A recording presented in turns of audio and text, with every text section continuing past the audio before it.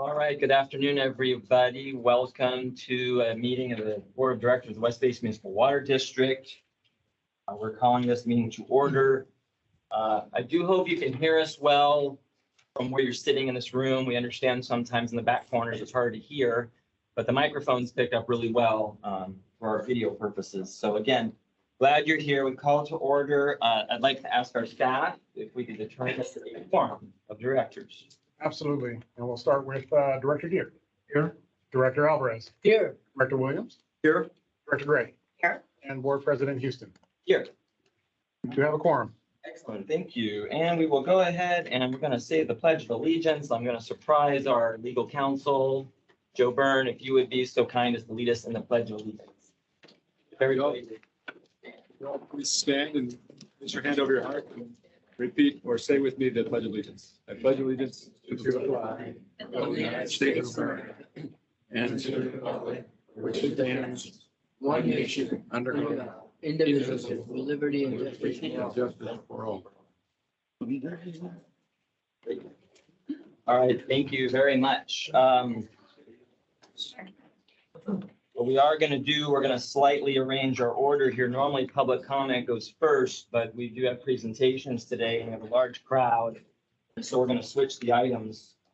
We'll be doing presentations first. So that'll be 5A if our staff could lead us in today's presentations. Absolutely. And I'm going to hand it off to Janelle Anakayan, who's going to introduce our Water is Life student art contest, as we have a room full of wonderful students who participated in our art program. So Janelle, please take it away. Thank you very much, Greg, and good afternoon to the Board of Directors.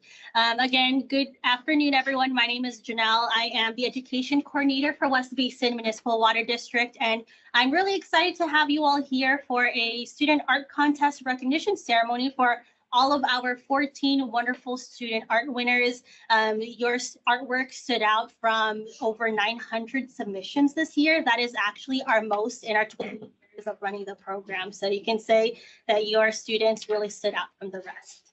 So let me go ahead and get started with the program. So every year, West Basin Municipal Water District conducts one of its signature water education programs, the Water is Life Student Art Contest. The goal of this program is to encourage 3rd grade through 12th grade students to create a water conservation message and illustrate it through their original artwork. Of course, you saw the beautiful artwork out in our lobby earlier today. Local students submitted over 900 pieces of beautiful artwork from public and private schools from our service area. And I want to say it definitely made it a challenge for our judges to select the top 14 winners, but it was very much deserved. Moving on to the next slide, West Basin would like to express appreciation for the support of the teachers and school administrators, many of whom are here today, who taught their classes about our region's water issues and the need to conserve water, especially as the state of California is coming out of yet another drought. I'd also like to thank our students' families. I loved meeting you all today who supported their children's efforts.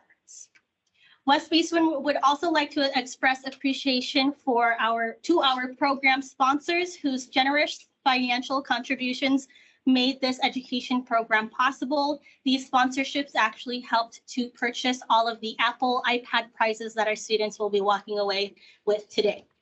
So starting with Alisher & Winder, a law firm serving public agencies throughout the state of California. On the next slide, I also wanted to say thank you to Veolia North America, who offers a range of water, waste, and energy management services, including water and wastewater treatment, commercial and hazardous waste collection and disposal, energy consulting, and resource recovery.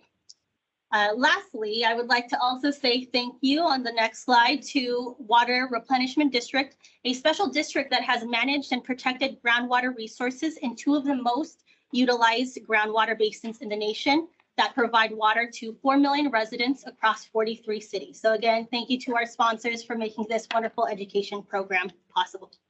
So without further ado, we'd like to recognize the students whose artwork rose above the rest with their creative water conservation messages and beautiful artistry.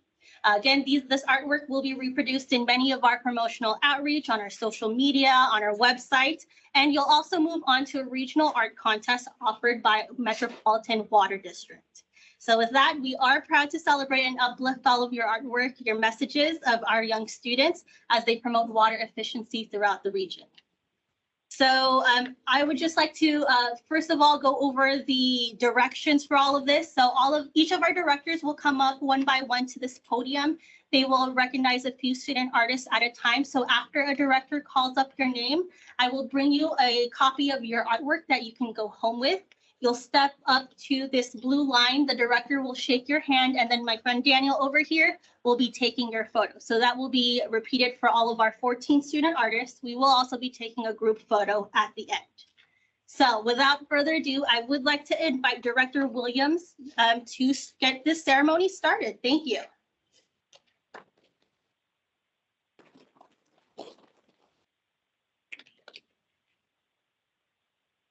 Well, good afternoon, everyone. Good afternoon. What? I didn't hear you. Good.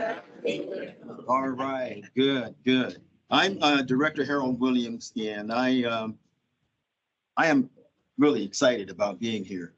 Every year, we have the pleasure to recognize folks like you who are the future leaders of tomorrow.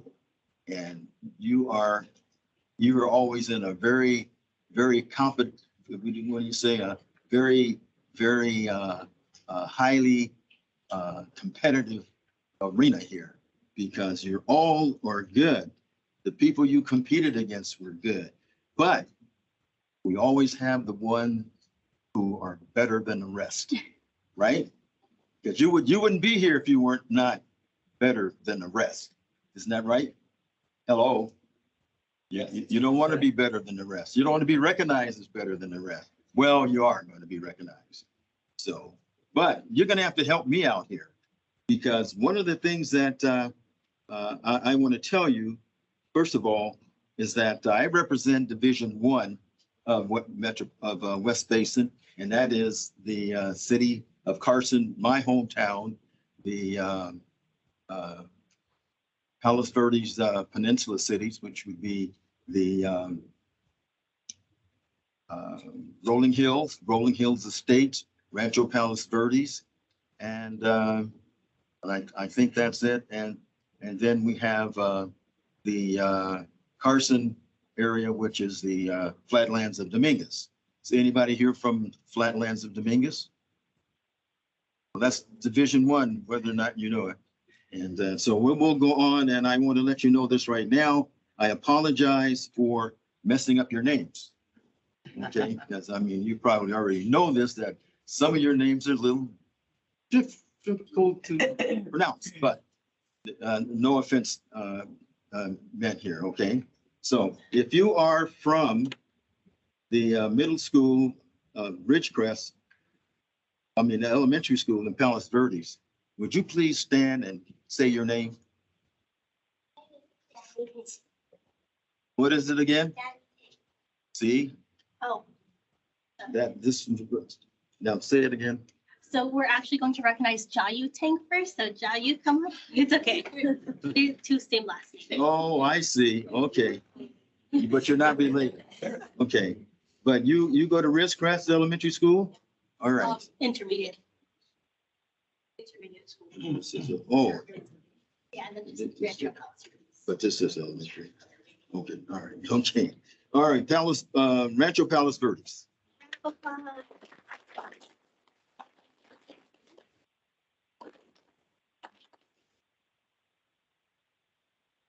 Take your hand and we'll take a picture. It's an honor for you. Thank you. Here's your artwork. We'll take a photo. That is really nice. Okay, you guys go to the left. Wait. Okay, a little to your left. There we go. All right. 1, 2, 3. Congratulations.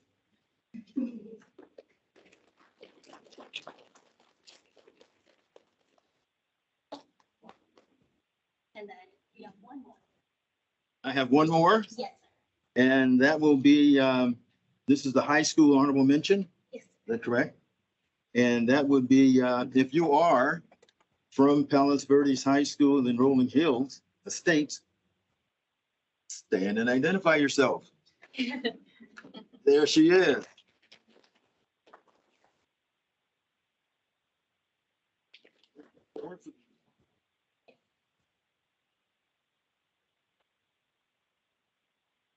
Congratulations. Here's your artwork. Shaggy. Just step aside a little bit. Thank you. Make sure you guys are just inside. Oh, and Inside the I barrier. didn't see that. Okay, very good. All right. 1, 2, 3. Great. And then Shaggy, you come in. It's going to be a group photo now Okay, with you as well. stay on the mark. Want to stand in the middle? Okay. All right. And 1, 2, 3. Great. Thank you. All right, very good. Thank you.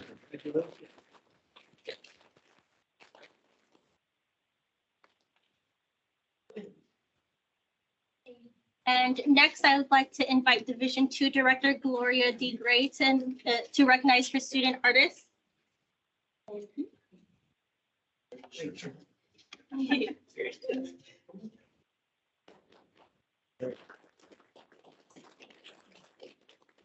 Afternoon, everyone, and let me say thank you for being here. First of all, it's great to see the community coming to our board meetings because oftentimes it's not a lot of folks who do come to our meetings, and so it's great to see everyone here today.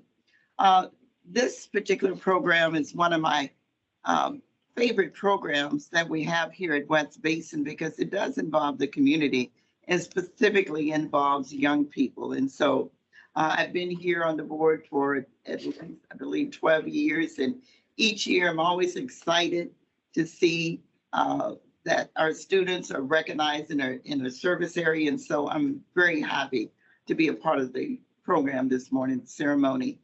I want to also recognize the teachers and the parents of the students who obviously are very much involved in and making sure that the students display their talents and encouraging them to be a part of this program. So thank you all for that. I also want to recognize our staff who administer this program every year. So I appreciate it for what you do because I saw the artwork for the two young ladies that just presented here. And I believe this is the first time that we have actually framed your artwork. And it looks absolutely beautiful. It is something that you can display in your home. So I want to recognize that also. Again, my name is Director Gloria Gray. I represent Division II, which includes the city of Inglewood, parts of Gardena and Hawthorne and unincorporated areas in Los Angeles County, which includes Ladera Heights, View Park, and Windsor Hills, West Adams, and Westmont. And so I am very pleased to present the Honorable Mention Award for the elementary school to Daniel Carhajo. He's a fourth grade student attending Bennett Q Elementary School in the city of Inglewood. So congratulations, Daniel.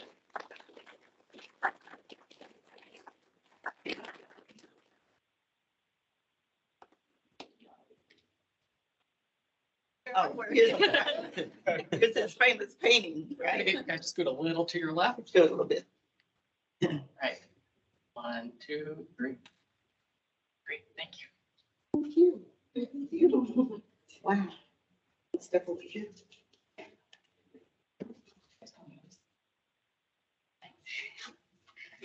And next, I have the honor of presenting to the Middle School Honorable Mention Award to Layla Medina. So Layla, would you please stand? She is a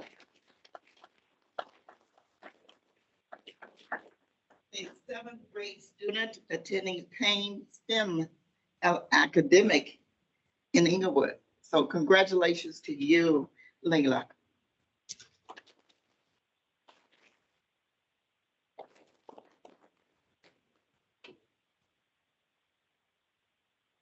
Here's your beautiful painting.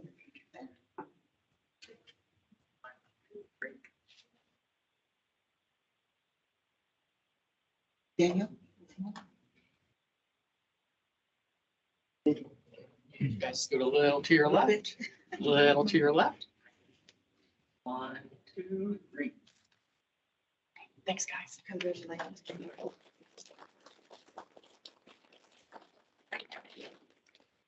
Thank you, Director Gray. And next, I'd like to invite up Division 3 Director Desi Alvarez to make his remarks.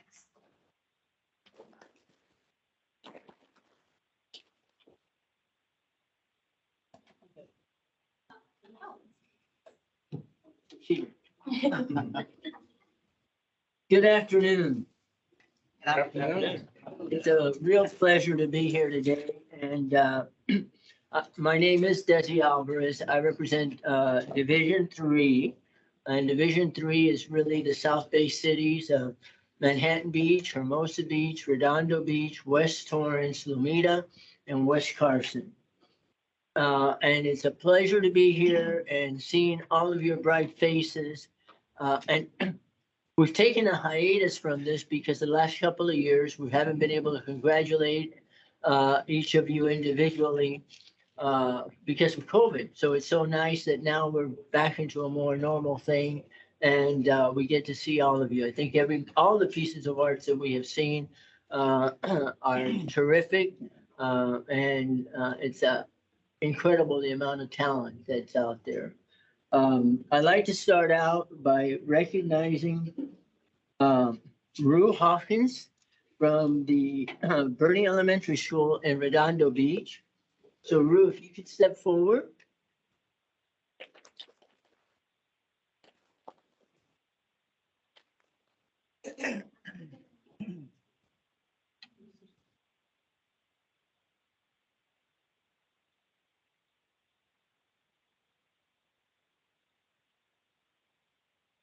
I just want to get that. Thanks.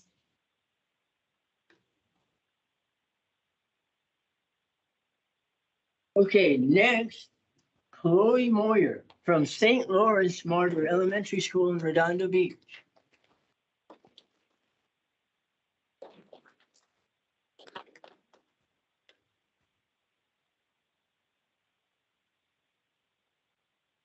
One, two. Thank you very much. Get one together. So there's one more.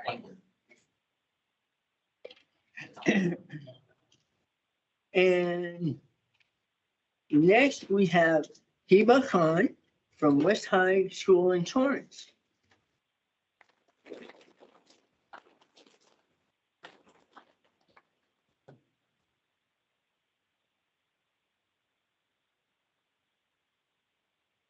Two, three. Thank you, guys. Okay, now you want a group one? Everyone together, squeeze in, see if you can get in between. I think you guys should It's all okay. step in front. And I'm probably just stand in the back. It's a wise choice. 1, 2, 3.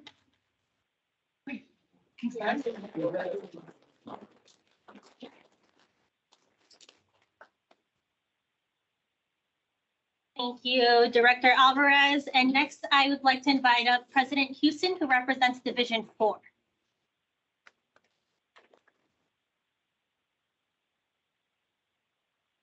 Okay, well, good afternoon, everyone. I want to say thanks again for being here and taking some time out of your day. And as Director Alvarez just said, we haven't had a chance to do this in person in a number of years. So we're really excited that you are here with us today. One thing I want to mention, Janelle did say it, but we got over 900 entries this year, over 900. That's the most ever. So we were extremely proud of that, as well as those of you who got an honorable mention or a win today. You definitely beat a strong group of folks who put things in. So we really appreciate it. So yes, I'm Director Scott Houston. I represent Division 4, which is El Segundo, Culver City, West Hollywood, Malibu, and Topanga, also Del Aire and Wiseburn, and the Holly Glen neighborhood of Hawthorne and Marina Del Rey. So I have some of our South Bay and West Side cities. And with that, I have one honorable mention, and that is Elementary School Honorable Mention Award to Jessie Zhu, a fifth grade student at Richmond Elementary School in El Segundo, where I live.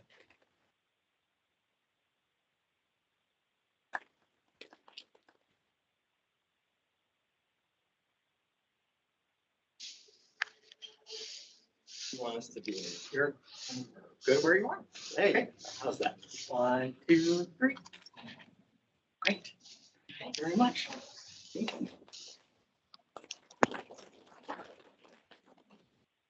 Okay, so to close out our honorable mention winners, I would lastly like to invite Director Deere, who represents Division 5 of West Basin.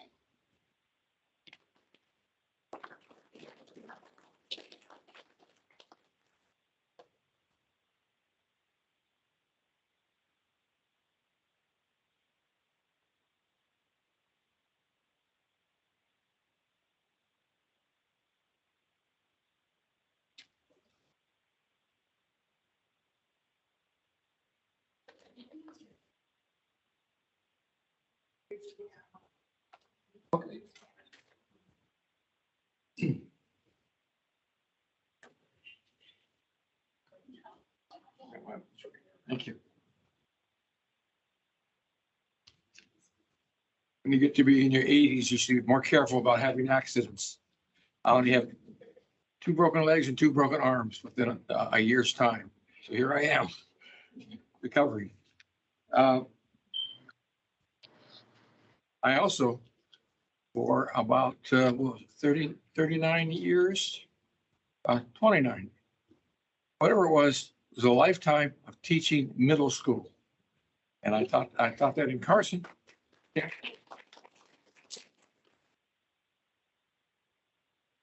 My name is Director Donald Deere, and I represent West Basin Division 5, which includes the cities of Lawndale, portions of the cities of Gardena and Hawthorne, and unincorporated areas of Los Angeles, LA County, such as El Camino Village and Lenox. I'm pleased to present the following awards. The Elementary School Honorable Mention Award goes to Xander Poon, a 5th grade student attending Mark Twain Elementary School in Lawndale.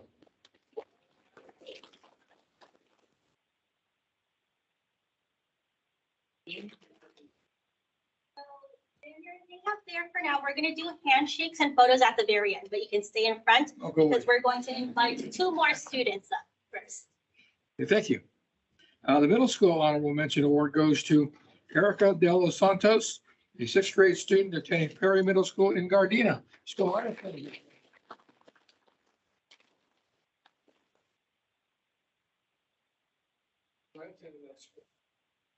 Long time ago. And finally, the High School Honorable Mention Award goes to Ashley Sanchez, a 12th grade student attending Lenox Math Science and Technology Academy.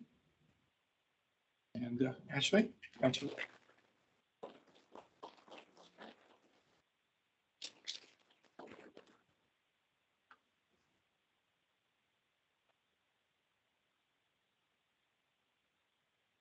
Here is your card.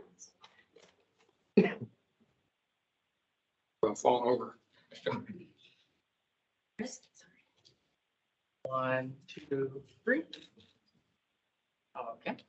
Erica, spot there, spot Xander and Erica. You go there. 1, 2, 3. Okay. Ashley. That's 1, 2, 3. Okay, and then everyone together. Try to squeeze in as best you can. And 1, 2, 3. Thanks, guys.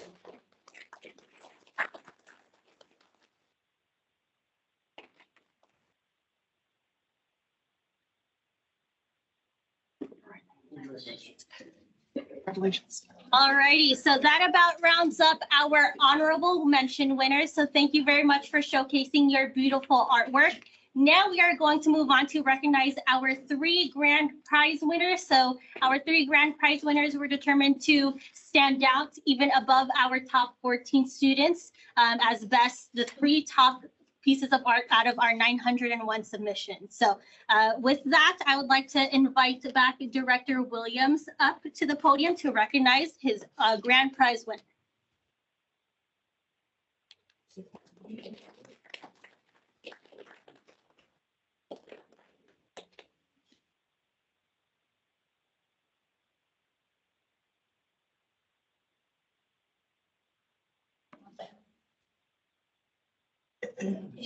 Oh, okay.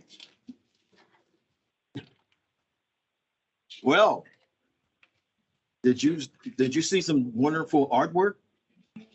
Well, you haven't seen nothing yet. Now we're going to bring up those students who are better than the rest, because that's what we're here for, to pick those students who are better than the rest. And if you have a problem with that, then you shouldn't be in any competition, because competition is about choosing the best ones, right? Hello? All right, come on, folks. You're going to give the kids a complex and tell them, man, you can't say you're better than anybody else. That's not right, but it is, because that's what we're here for, to pick the ones who are better than the rest. So first, we will start with our recognizing our grand prize winners to win $25 gift card in addition to their iPad and gift bag. Now, who gives out the iPad? Oh, okay. All right. So make sure you don't pass him up, all right? Okay, so we start with our grand prize winner from the elementary school, and that is the name? Dagny Tang. Dagny Tang. Where did that?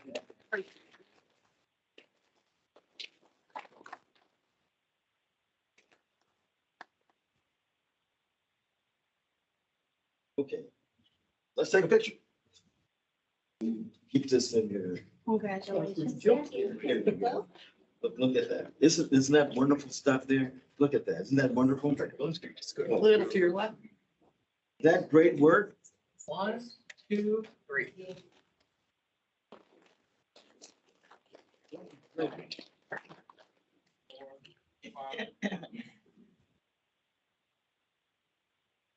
This is your first step towards greatness. So Dagny and Director Williams, yeah, just step off to the side for a moment, and I'm going to invite up President Houston to recognize up his 2 grand prize winners. We'll take a group photo afterwards. On the other side of the. All right, everybody. Down to the end of it here, and I have the pleasure of having 2 of our grand prize winners coming from Division 4. So the first person I'd like to recognize, grand prize winner from the middle school category, a 7th grader attending El Segundo Middle School, is Deekshana Kamalakanan. So Deekshana,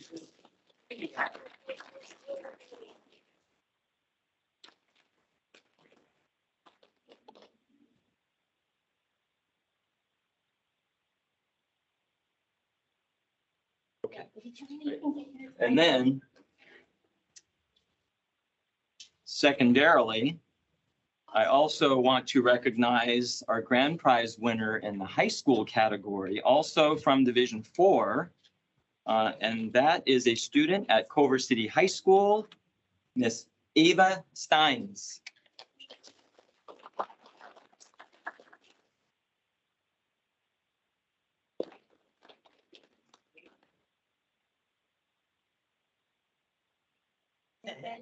Ava first, and then all 4 of you together. You tell us how to stand. Great, as is. 1, 2, 3. Okay, and then could we have everyone together? Try to squeeze in between. Yeah, you know what? Okay, how about this? I think this, yeah, alternating, yeah. That's good. Okay. All right. And 1, 2, 3. Great, thank you very much. What about her iPod? Oh, yeah.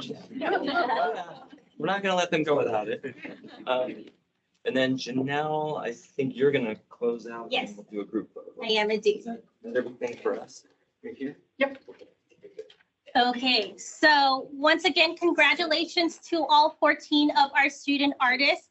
I will say that that formally concludes our ceremony, but I will ask some of the student artists to come back to this middle area because we will be taking a large group photo. If you are a program sponsor from Veolia, you're also welcome to come up for the group photo as well as all 5 of our directors. So give us a moment to reset. We got to move the backdrop over to this middle area and we'll call everyone up for the group photo. But again, congratulations to everyone. Thank you.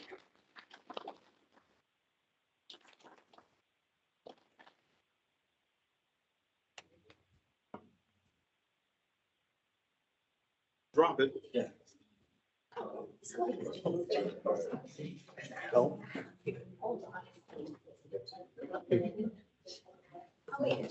Can I just say while we're waiting for 1 second? Thank you to our staff who put all this together and coordinated so many things over the last year behind the scenes and to get you all here today and just all of this because the directors just get to show up and you all get to show up and our staff did an amazing job today. So please give them a round of applause.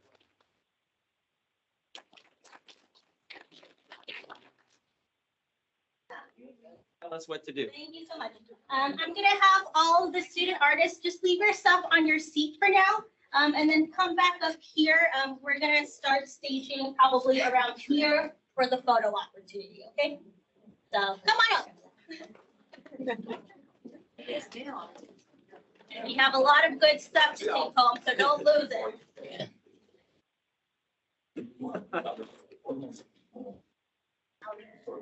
Yes, yes. Okay, so let's have our elementary school winners first. Elementary. Okay, lovely. Four, and Dagny, come on over. So come on over here in the front.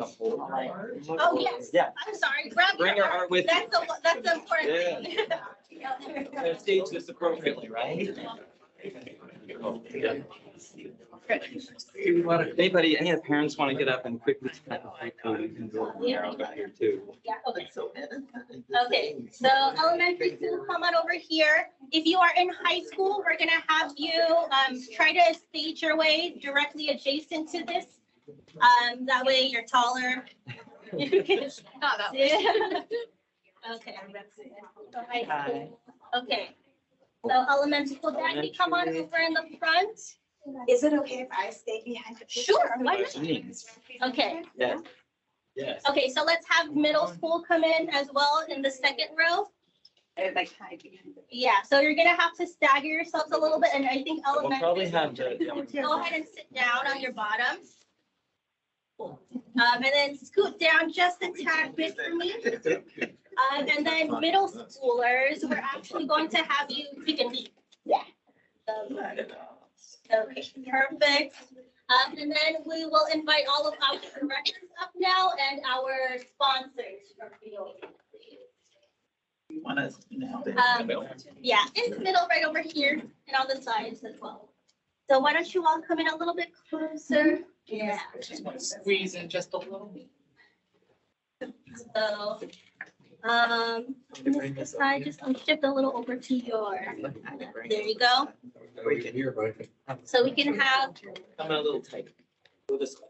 It should be a little bit. There you go. Come. What I'll do is. Just take one. yes, there you go. Oh, there you go. Yeah, come.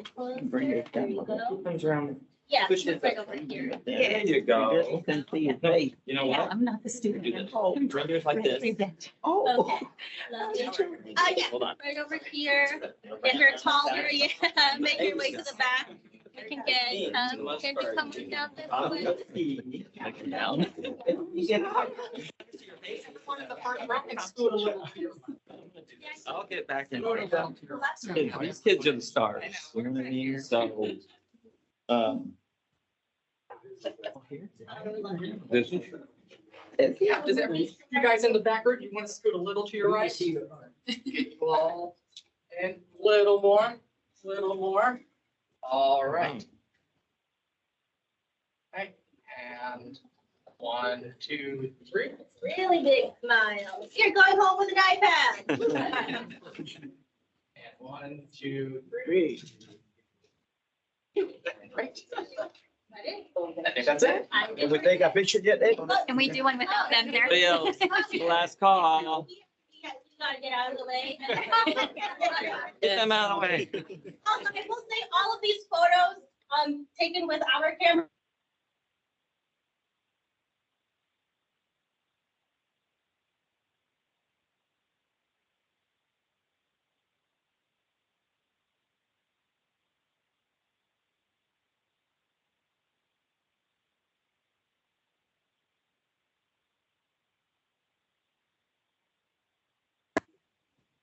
Thank you, thank You guys, this artwork is amazing.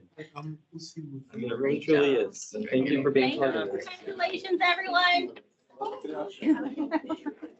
County, everyone's done. That concludes our ceremony. Feel free to hang out, but I would say, if you don't want to stay for the rest of the board meeting, we'll head out in the next 5 minutes. Don't forget all of your items, so thank you for being here.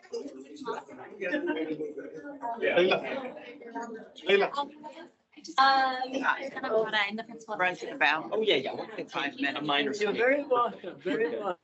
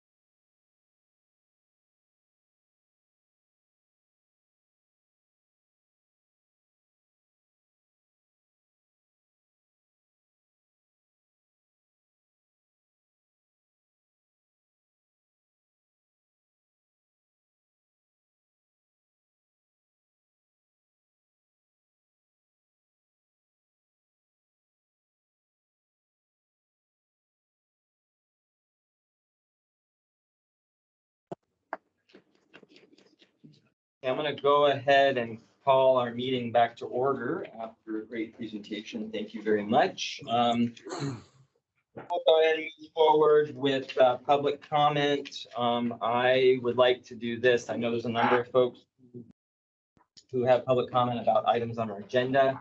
So if you are able to wait until the item comes up, please, I would ask you to do so.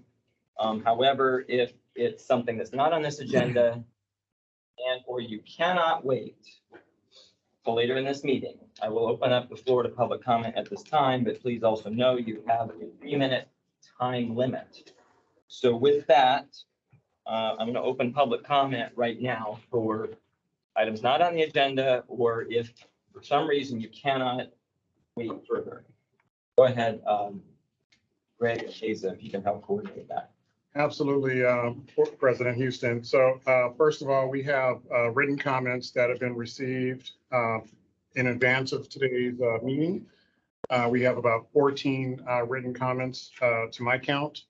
And so I believe we have our acting board secretary and our general counsel will prepare to read those into the record at your direction. We'll wait till, if they're for the right item, we'll do that then. Okay, and I believe there's a couple something- items that they're related to. So if general counsel and our board secretary can kind of coordinate that, if there's anything that is other than the 2 items that I'm aware of.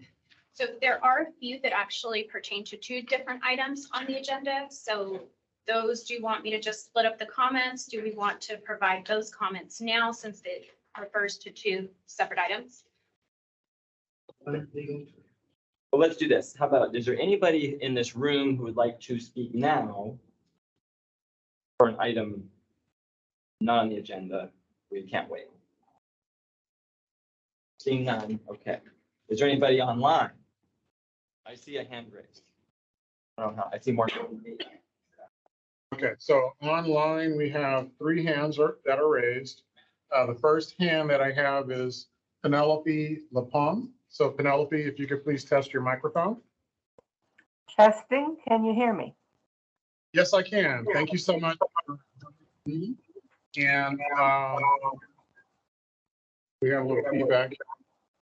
I'll turn down the microphone here, the speaker. I wanted to address a concern regarding Councilwoman Gray. I believe she must resign from her position as a board member now that she's a councilwoman for Englewood. I think there's a conflict of interest, and there's evidence that other councilmen members had to resign because of conflict of interest. I think the board is showing a callous disregard for public trust and appears to be more interested in protecting their crony than the public interest they were elected to serve. Any payments made to Gray since she assumed office in Englewood represent a gift of public funds and should be returned. If she won't voluntarily resign her office and allow a replacement to be seated, litigation would be necessary. Ignorance of the law is no excuse. The board of directors has an obligation to secure a legal opinion if necessary, and the question of whether West Basin and City of Englewood are incompatible offices because of one agency sets rates to sell water and the other city protects the public interest in buying the water. And so I see a conflict of interest. I'm very concerned about this issue, and I would like to see the board to act swiftly. Thank you. Thank you so much, Ms. Lapom. And so that'll take us to our second speaker. I believe it's Jim Kennedy. So Jim, if you could please test your microphone. Hi, this is Jim Kennedy. Thank you, Jim. And you have 3 minutes to provide your public comments. Thank you. And I would like to thank the entire board for this opportunity. I just want to set a better tone for this conversation today by thanking Councilwoman Gloria Gray for all her service for the Water District, for the Metropolitan Water District. I attended your farewell at the Metropolitan Water District as chair. You did so much work and you've helped water issues throughout the region for so long. You really do deserve a standing ovation for everything you've done. And I wish you all the best in Inglewood. As a new city council member, you were sworn in on April 7th. You became an employee of Inglewood. You have a great platform that you ran on about transparency, accountability, and protecting taxpayers' money. And there's so much going on in the city of Inglewood. Your background in healthcare, in education, and in water is going to be innumerably valuable to the citizens and your constituents, kind of not your new constituents, but your continued constituents of Inglewood. And I wish you all the best. You've been so helpful to me as well, dealing with water issues. I just want to thank you again. And I hope everybody here appreciates all the work you've done and look forward to everything you'll be doing as a new council member in the city of Inglewood. Thank you so much, Jim. So that takes us to our third speaker. I believe it's Charming Evelyn. Charming, if you could test your microphone. Testing, testing. Can you hear me? Yes, yes, we can. And so you'll have 3 minutes for your public comment. Thank you. I will reserve to speak on items 8E and 9A later. But right now, I really wanted to thank the staff and to thank all the students who put up great artwork. And I would like to thank the staff at West Basin for running that program successfully. It was enjoyable to see the artwork.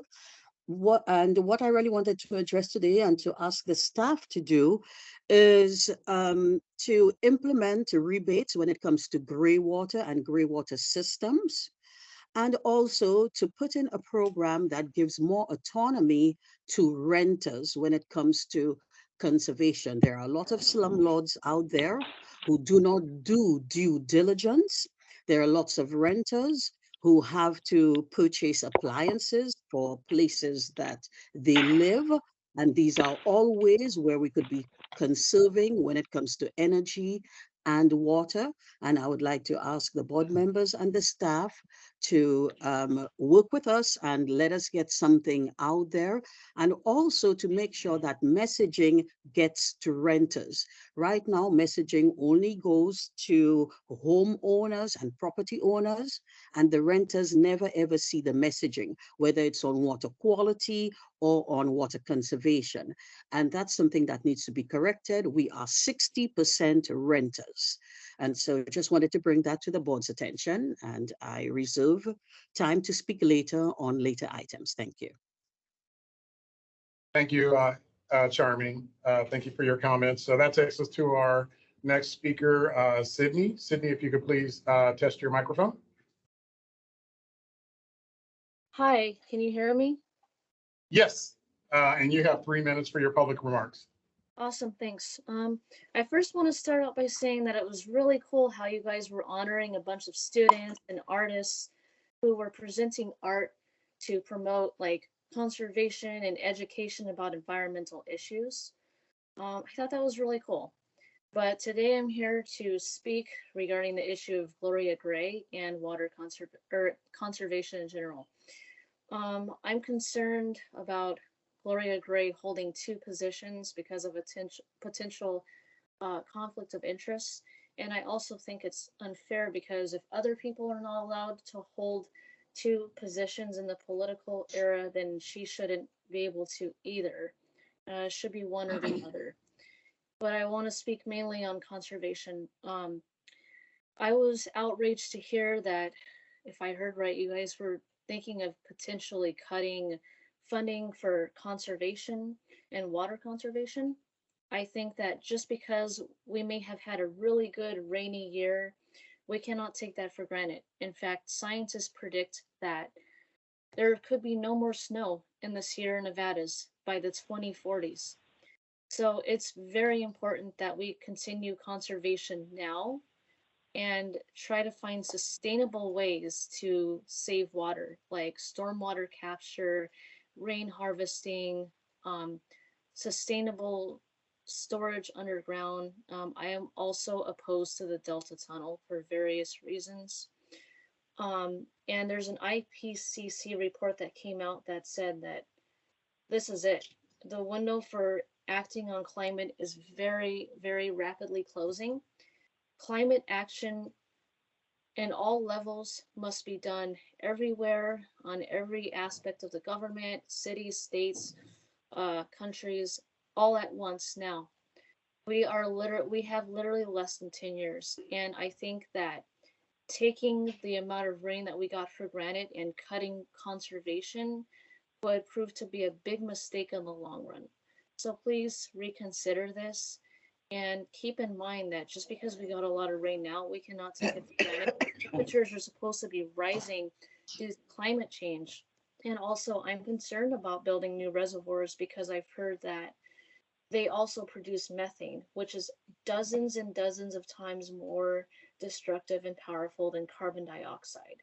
So please don't cut funding for conservation. In fact, let's find more sustainable ways to save water.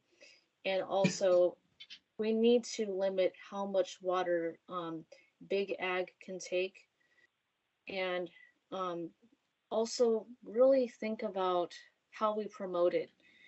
When we think of the voluntary agreements, like we cannot use a drought emergency as an excuse to just have big agricultural places and big corporations take as much Sydney. water as they want. Thank you for your comment. Thank you. You got your 3 minutes. Thank you so much. Thanks so much.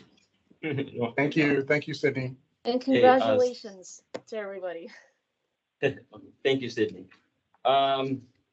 Anybody else? I don't see any other hands raised on this platform. See nothing else, correct? And nobody else here in the room wants to speak at this time. Is that right? I think you're correct. Offhand, do you know how many folks put in public comments that had both items coming up? Even a somewhat of a count? Yeah, maybe 2 or 3. Let's do this. Let's just, we can read them during each of the items. We'll just read those. Okay, very good. All right, so with that, we will go ahead and move into the next portion, which is item too late to be agendized. Yes, sir. Would it be okay with the board if I were to make a few comments? Well, what might they be if you can just give us a topic, because I don't know. You don't know. I don't know. Well, I just wanted to take a moment to acknowledge Armenian Remembrance Day, which is today. That's in recognition of the Armenian genocide.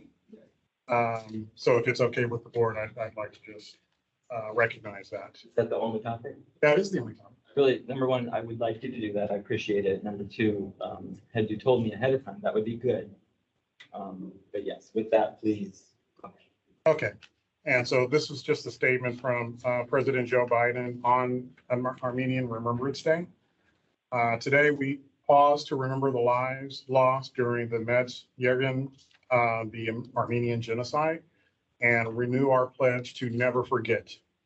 On April 24th, 1915, Ottoman authorities arrested Armenian intellectuals and community leaders in Constantinople, the start of a systematic campaign of violence against the Armenian community. In the years that followed, 1.5 million Armenians were deported, massacred, and marched to their deaths, a tragedy that forever affected generations of Armenian families. As we join nations around the world in remembering this painful history, we also reflect on the resiliency and resolve of the Armenian people. So many of those who survived were forced to begin new lives in new lands, including the United States. Here and around the world, the Armenian people have met the evil of hate with hope. They rebuilt their community. They nurtured their families and preserved their culture. They strengthened our nation. They also told their stories and those of their ancestors to remember and to ensure that genocide like the one that happened 108 years ago is never again repeated. Today, let us renew this pledge. Let us recommit to speaking out against hate, standing up for human rights, and preventing atrocities. And together, let us redouble our efforts to forge a better future, one where all people can live with dignity, security, and respect. Thank you, Board President. Thank you, Greg. Thank you for that recognition. So with Hello. that, we'll move. Hello, Yes. Yes. please forgive please forgive me for interruption. I am on Zoom meeting and I have a desire to speak. I've had my hand up and no one has acknowledged it. So I'm not sure if I'm doing this correctly, but I don't want to lose the opportunity to voice some concerns and some support for Ms. Gray. If that's the item you're going to talk about, you could wait till it comes up in the meeting unless you absolutely have to sign off at this moment. I don't have to sign off, but I do want to be heard. And I'm not sure if the people that are also on Zoom is being acknowledged because I haven't heard anyone from the Zoom.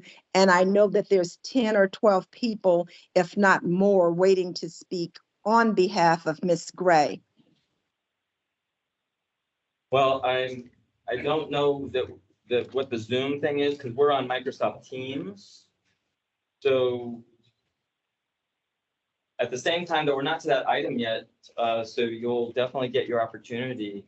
What's your name? Well, I heard May Wood. I'm an Inglewood resident, and I've heard several people make comments as it relates to Mrs. Gray's ability to either stay on the water board or having to leave. And it's important that we be heard.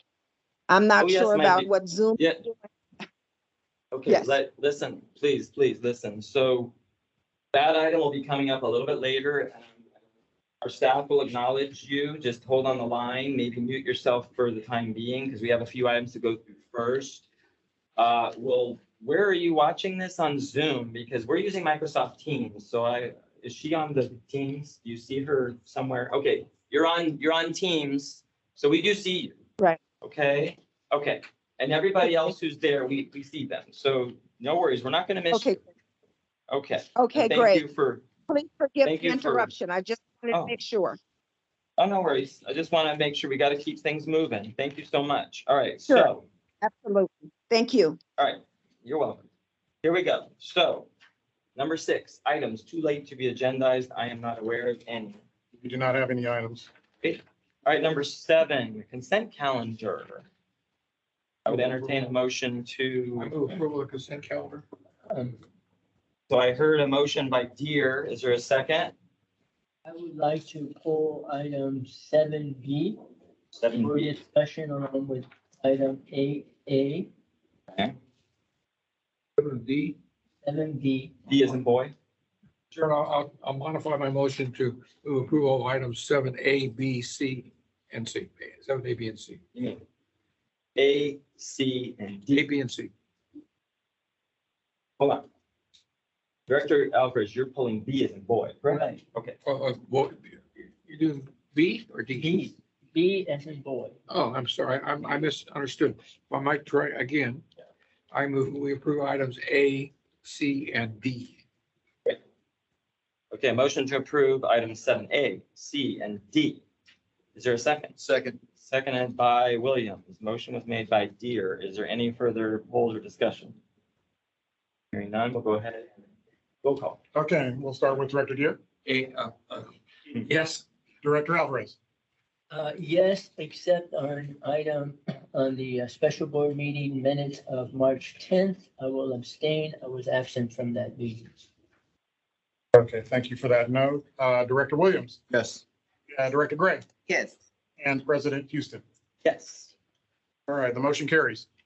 Right, very good. So now we are gonna do 7B as in boy, but you said you wanted to put it with the other items. They're very similar. They're both, Well, community outreach events. They're So both, here's what we'll do. It got, basically doing the same thing. I understand. So it seems like okay. let the me- two of them should be considered, but let me however speak. you want to do it, Mr. Let me President. speak.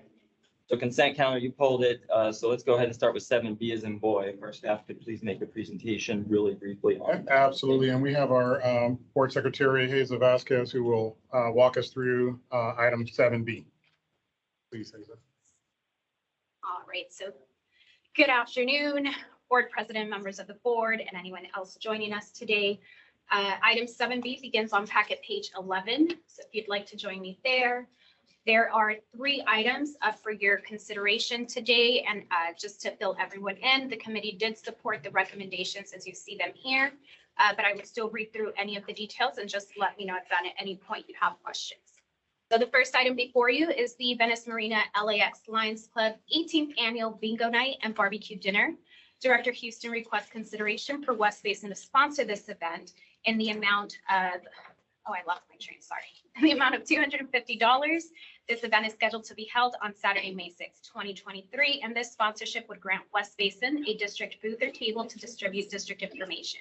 Of note, the district has previously sponsored this event in fiscal year 21-22, the amount of $250.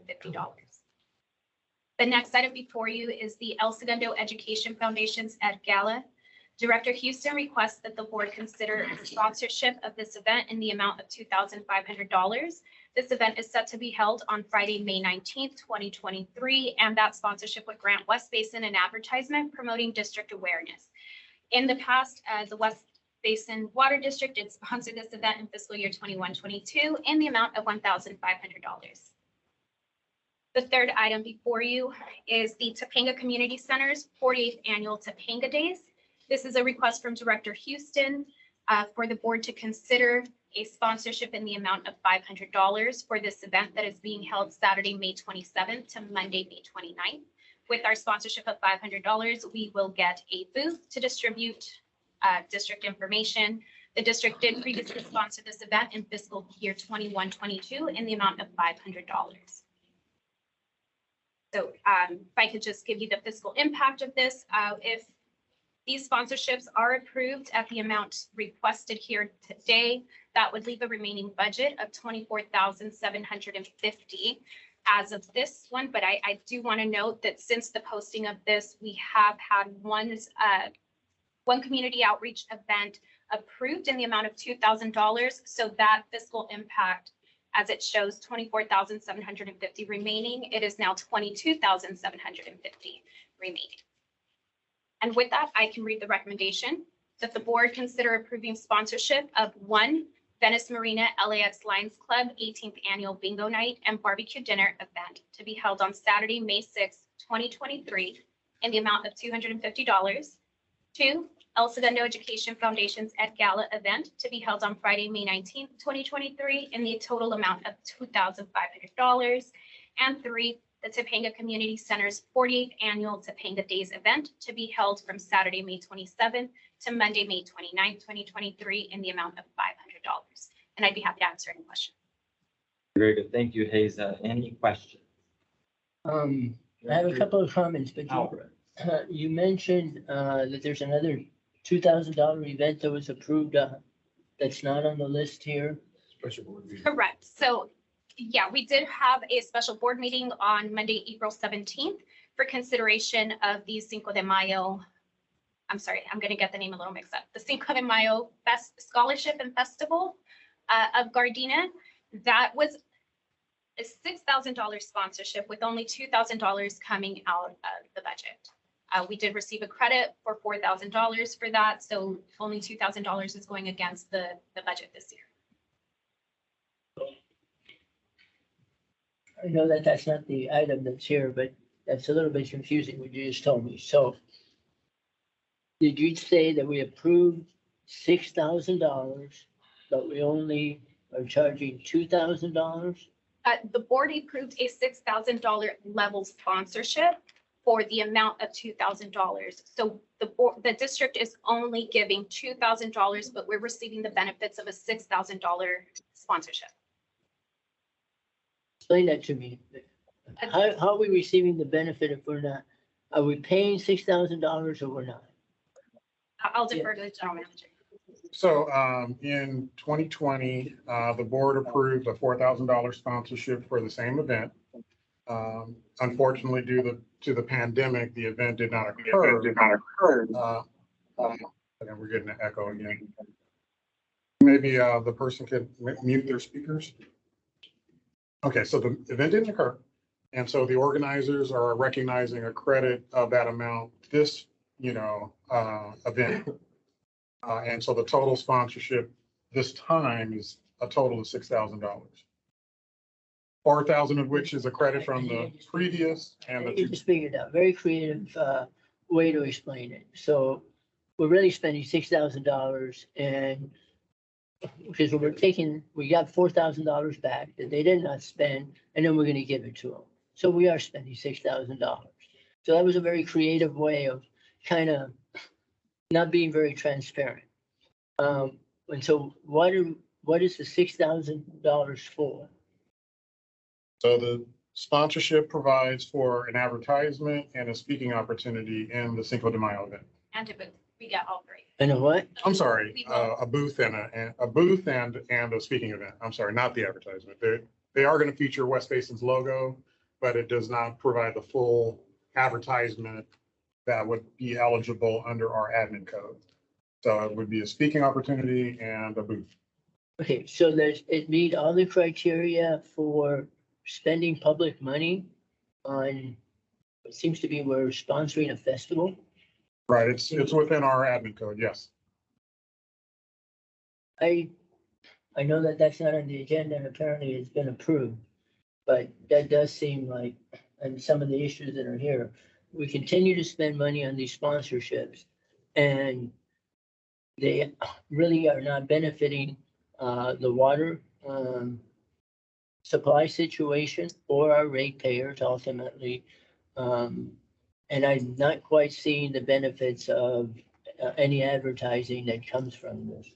So on the three that are on agenda item number 7B, yes. We're going to sponsor basically a dinner for the Lions Club at the amount of $250. And what do we get for that? With that, let me just go back up. Give me just a second. For the Venice Marina LAX sponsorship, that would grant West Basin a booth or table to distribute district information. So we're going to have a booth at a dinner. Who's going to man the booth?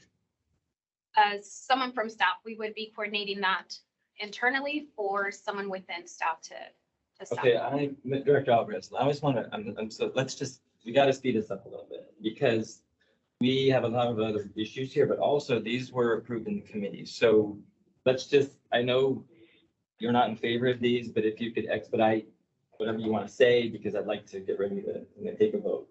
That's okay.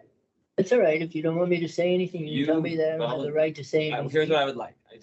You don't have to question. I don't know who's going to staff it yet. We haven't approved it yet. So we need to, as part of our admin code, we have the money in the budget. I'm sure other directors, if they want to talk about it or not, but if you have any questions that you want to expedite, or you got the next item, which I know you want to talk about, which is also an action item that hasn't been approved in committee. That is correct. And something that'll be very similar points. Understood. Okay? Understood. So it is important to know who's going to staff it and so on, if it's going to happen. We're approving expenditure of public monies on events that I don't understand the nexus.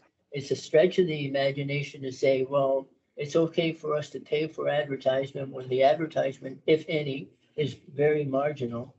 At the end of the day, it all adds up. If you tell me it's in the budget, I guess I don't understand the philosophy that I have the money, therefore I should spend it.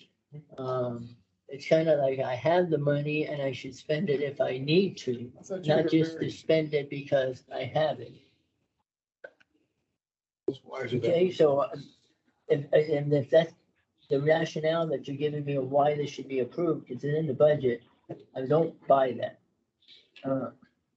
And we're spending on, moving on to the Ed Gala event at the city of, for the El Segundo Education Foundation, $2,500. And from what I see is basically we get a table with 10, for 10 for that. So who's going to be attending?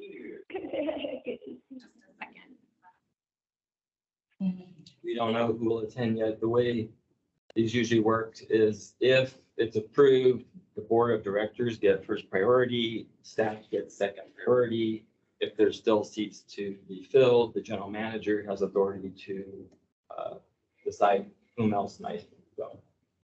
Well, since we're spending public funds, we might want to consider in the future, and even this time, that the seats be made available to members of the general public also. And we could look at that potentially in the future. Okay, and then. On that note, Director Alvarez, just to kind of provide you a little feedback on that.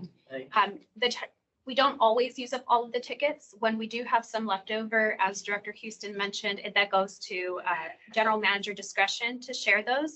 A lot of times we will obviously reach back out to the directors to see if there's any interest in additional tickets.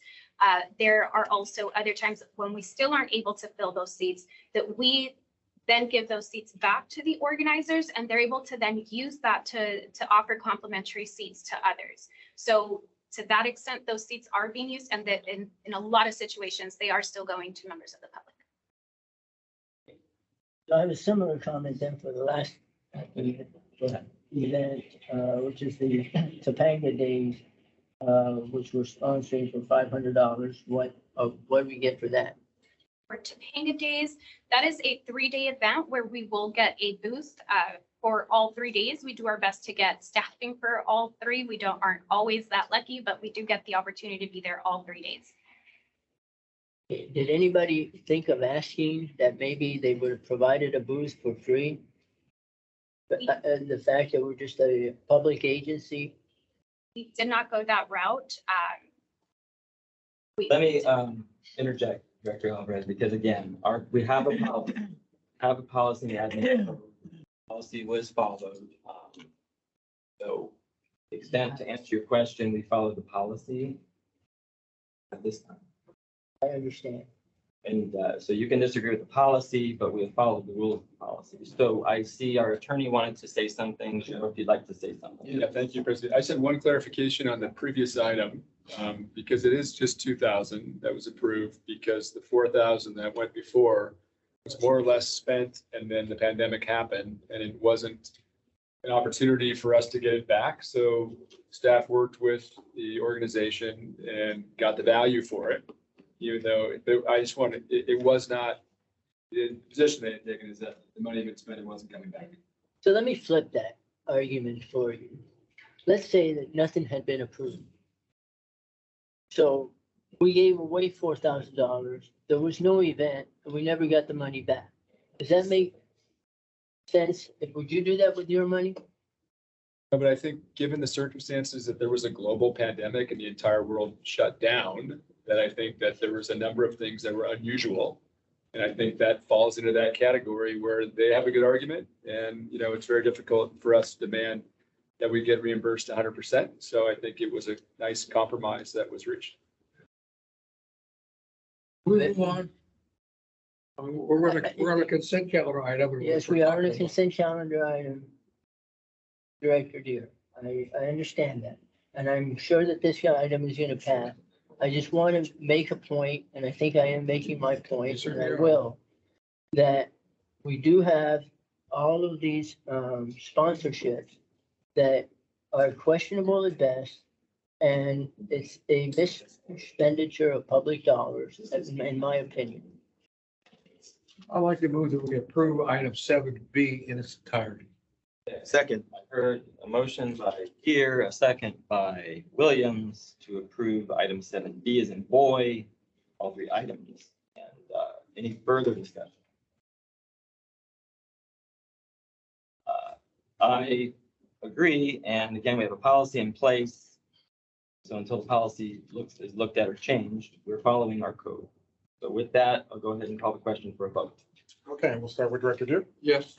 Director Alvarez, No. Director Williams, Yes. Director Gray, Yes. and Board President Houston. Yes. And the motion carries. Thank you. All right, action calendar, item 8A is an apple. Okay, and Katie Vasquez will walk us through this fiscal year community outreach event. So please, Hazel. Thank you. All right. So if I can turn your attention to packet page 36, where this item begins. I have 2 items for your consideration today. The first is the El Segundo Rotary Club's 6th annual rubber ducky raffle. Director Houston would like the board to consider a $250 sponsorship for this event that will be held on Saturday, May 6th. Let me back up. I apologize for that. This would grant West Basin a speaking opportunity for a district representative. And West Basin did previously sponsor this event in fiscal year 21-22 in the same amount of $250. The next item is the pancake breakfast with Mayor Pullen Miles. Director Deere requests consideration for West Basin to sponsor the pancake breakfast with Mayor Pullen Miles on Saturday, May 27th, 2023, in the amount of $2,500. This would grant West Basin a speaking opportunity for a district representative. And although it did state on here an advertisement promoting district awareness, that was my fault. It is not included. It is just a speaking opportunity for a district representative. So that was a mistake on my end. But it is of note that West Basin has not previously sponsored this event. If this passes, please put me in for attendance. That's your director again. In my division.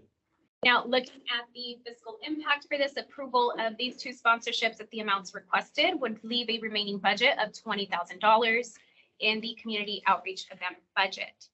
And so with that, I will be happy to read the recommendation that the board consider approving sponsorship of one, the El Segundo Rotary Club's 6th annual Rubber Ducky Raffle event to be held on Saturday, May 6th, 2023, in the total amount of $250 as requested by Director Houston. Number 2, the Pancake Breakfast with Mayor Pullen Miles event to be held on Saturday, May 27th, 2023, in the total amount of $2,500 as requested by Director Deere. And I'd be happy to answer any of your questions. Very good. Thank you, Hazel. So any questions, or I'll take a motion? To approve. Second. I hear a motion by Deere, excuse me, second by Williams. Any discussion? I have Go ahead. a couple of comments. Director Alvarez, go ahead. My comments, I think, are very similar to my previous questions, so I won't ask those. But I do want the board, as you vote on this motion, if you're going to support it, to recognize that, for one, you're voting to support Rotary Club, which tends to be fairly well-funded organizations, a rubber ducky raffle. And that's what we're using public dollars. Albeit $250, you're going to tell me it's within the budget. Second item is if it passes, then we at West Basin Municipal Water District is basically supporting or paying in part for a breakfast for the benefit of Mayor Robert Pullen Miles. And in his letter requesting funding, I'm not quite sure why West Basin would use public dollars for this, but this event is and I'm quoting from Mayor Pullen Miles' letter. This event is designed to bring families in the community together. The event will also allow me to converse directly with community members to exchange ideas and build stronger community relationships. So basically what we're funding here is an event to promote Mayor Pullen Miles' political activities. And he is free to do that. I'm not quite sure that this should be funded with public dollars. I'll be voting no on the motion, and I would ask that my fellow board members really consider what they're doing here. Very good. Other questions? Director Gray. Yes, thank you, Mr. President. I do have comments. I am supporting these items because I think it is important to show support to community-based organizations who do outreach to our communities and to ensure that our message of water conservation and why West Basin is here. And so these items have to meet certain, or the requests have to meet certain criteria before this board will consider them. And so that criteria involves making sure that we have the ability to get our information out about why we're here and why it's important to conserve water. And it's and it involves communities. It's not, I don't believe it's to promote any particular elected official. I believe it's to make sure that the community is aware of why we're here and to support our message getting out to our community. So that's why I'm supporting that. I continue to support community outreach requests. Thank you. Thank you, Director Gray. I do have one question on the item 4, Mayor Robert Pullen Miles. It's, the organization is a 501c3, is that correct? double check that. I don't have that info at the moment, but I would have to double check that. I mean, we need to know that this meets the criteria of our code. I don't think that this really tells us that Dudger does not, quite honestly, now that I really look at this, because this is the first time we're really seeing this. So I need an answer. Like right now. It says unite a nation. And it says it's a tax deductible contribution. So I assume maybe it's a 501c3, but I don't know that you have anything telling me how this matters. Criteria right now. Mr. President? Yes. Of course. Maybe opine on that since they're saying it's tax deductible. Would that give us a clue? Yeah, Joe, you got it. Tax deductible, I'm assuming it's a 501c3. I'm looking through the materials to see what the name of the entity is or. Right. Thank you. Also note from the way that the letter is written, that it's in partnership. So only one partner, if it is a nonprofit, is that. The other partner apparently is not. It says in partnership with, it's not being held by United A Nation. It looks like the donation is to Unite a Nation. But if you give me a second here, I can. Okay. Online.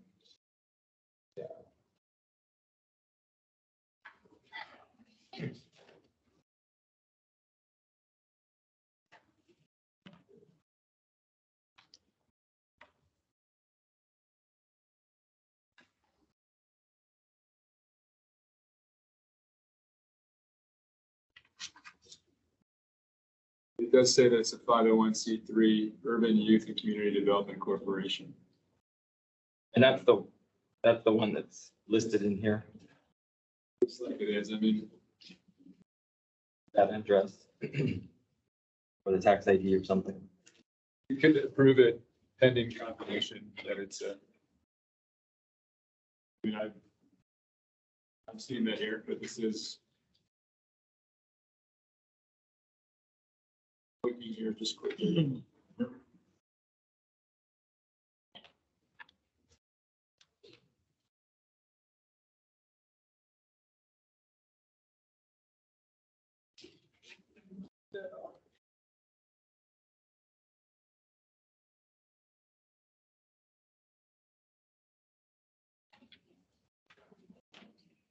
Maybe in the interest of time, maybe we could just do the suggestion you said, Joe. Sorry, it's. Mr. Chair, Yes, sir. I would support the general counsel's comments. Okay. So.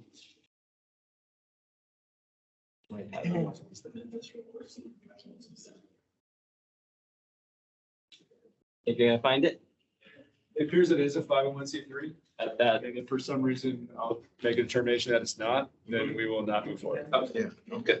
Okay, so we don't need to amend anything. What we'll do is we have a motion on the floor and a second to approve the recommendations. Any final discussion? Hearing none, we'll go ahead and we'll call for the vote. Sure thing. Director Deere, Yes. Director Alvarez, No, Director Houston, Williams, I'm sorry, Yes. and Director Gray, Yes. and Board President Houston. Yes. Okay, so the motion carries 4-1. Great, thank you. All right, next, 8B is in boy, award agreement for grass replacement plus program. Okay, and so we have our water policy and resources analyst, Jennifer Vasquez, here to review this item with the board and to consider the recommendation. So Jennifer, please. Good afternoon, board members. This item begins on page 47 of your board packet with an update to the grass replacement plus program. I'll go briefly through the board memo and then end with the recommendation. The West Basin Municipal Water District Grass Replacement Plus program offers a free custom landscape design, a free drought tolerant tree, and an additional assistance in applying for the rebate of $5 for every square foot of grass removed. West Basin staff was successful in securing Metropolitan Water District's member agency administered funding to completely cover this portion of the program, which will be available beginning into fiscal year 23-24 and continue the efforts after the initial pilot program is wrapping up now. A formal request for proposal to provide residential design assistance and tree distribution services for the program was issued on Monday, February 13, 2023. The solicitation was distributed through our district's e-procurement system. The scope of services is following the memo and included as attachment A for your review. And as of the posted date on Tuesday, March 14th, 2023, the district received proposals from the following two firms: Ecotech Services Inc., or Ecotech, and Tree People. Representatives from the Water Policy and Resource Department evaluated both proposals based on the criteria listed in the memo, and the proposal evaluation scores are included as attachment B. After evaluation, staff recommends that an agreement be awarded to Ecotech as their experience and supporting services such as bilingual customer service and relationships with nurseries is beneficial to West Basin's program goals. Ecotech is a landscape contractor that specializes in water conservation programs and have designed hundreds of drought-tolerant landscapes in Southern California in collaboration with other water agencies, including MODOC, for example, that was contacted during this process. Additionally, Ecotech understands the unique challenges and opportunities that arise with residential landscape design and tree distributions. Their proposal included detailed implementation plans for distributing free California-friendly drought-tolerant trees to program participants. And the document that they submitted also demonstrated strong understanding of the program process, utilizing the Metropolitan SoCal Water Smart Paving program website, for example, for the grass replacement application.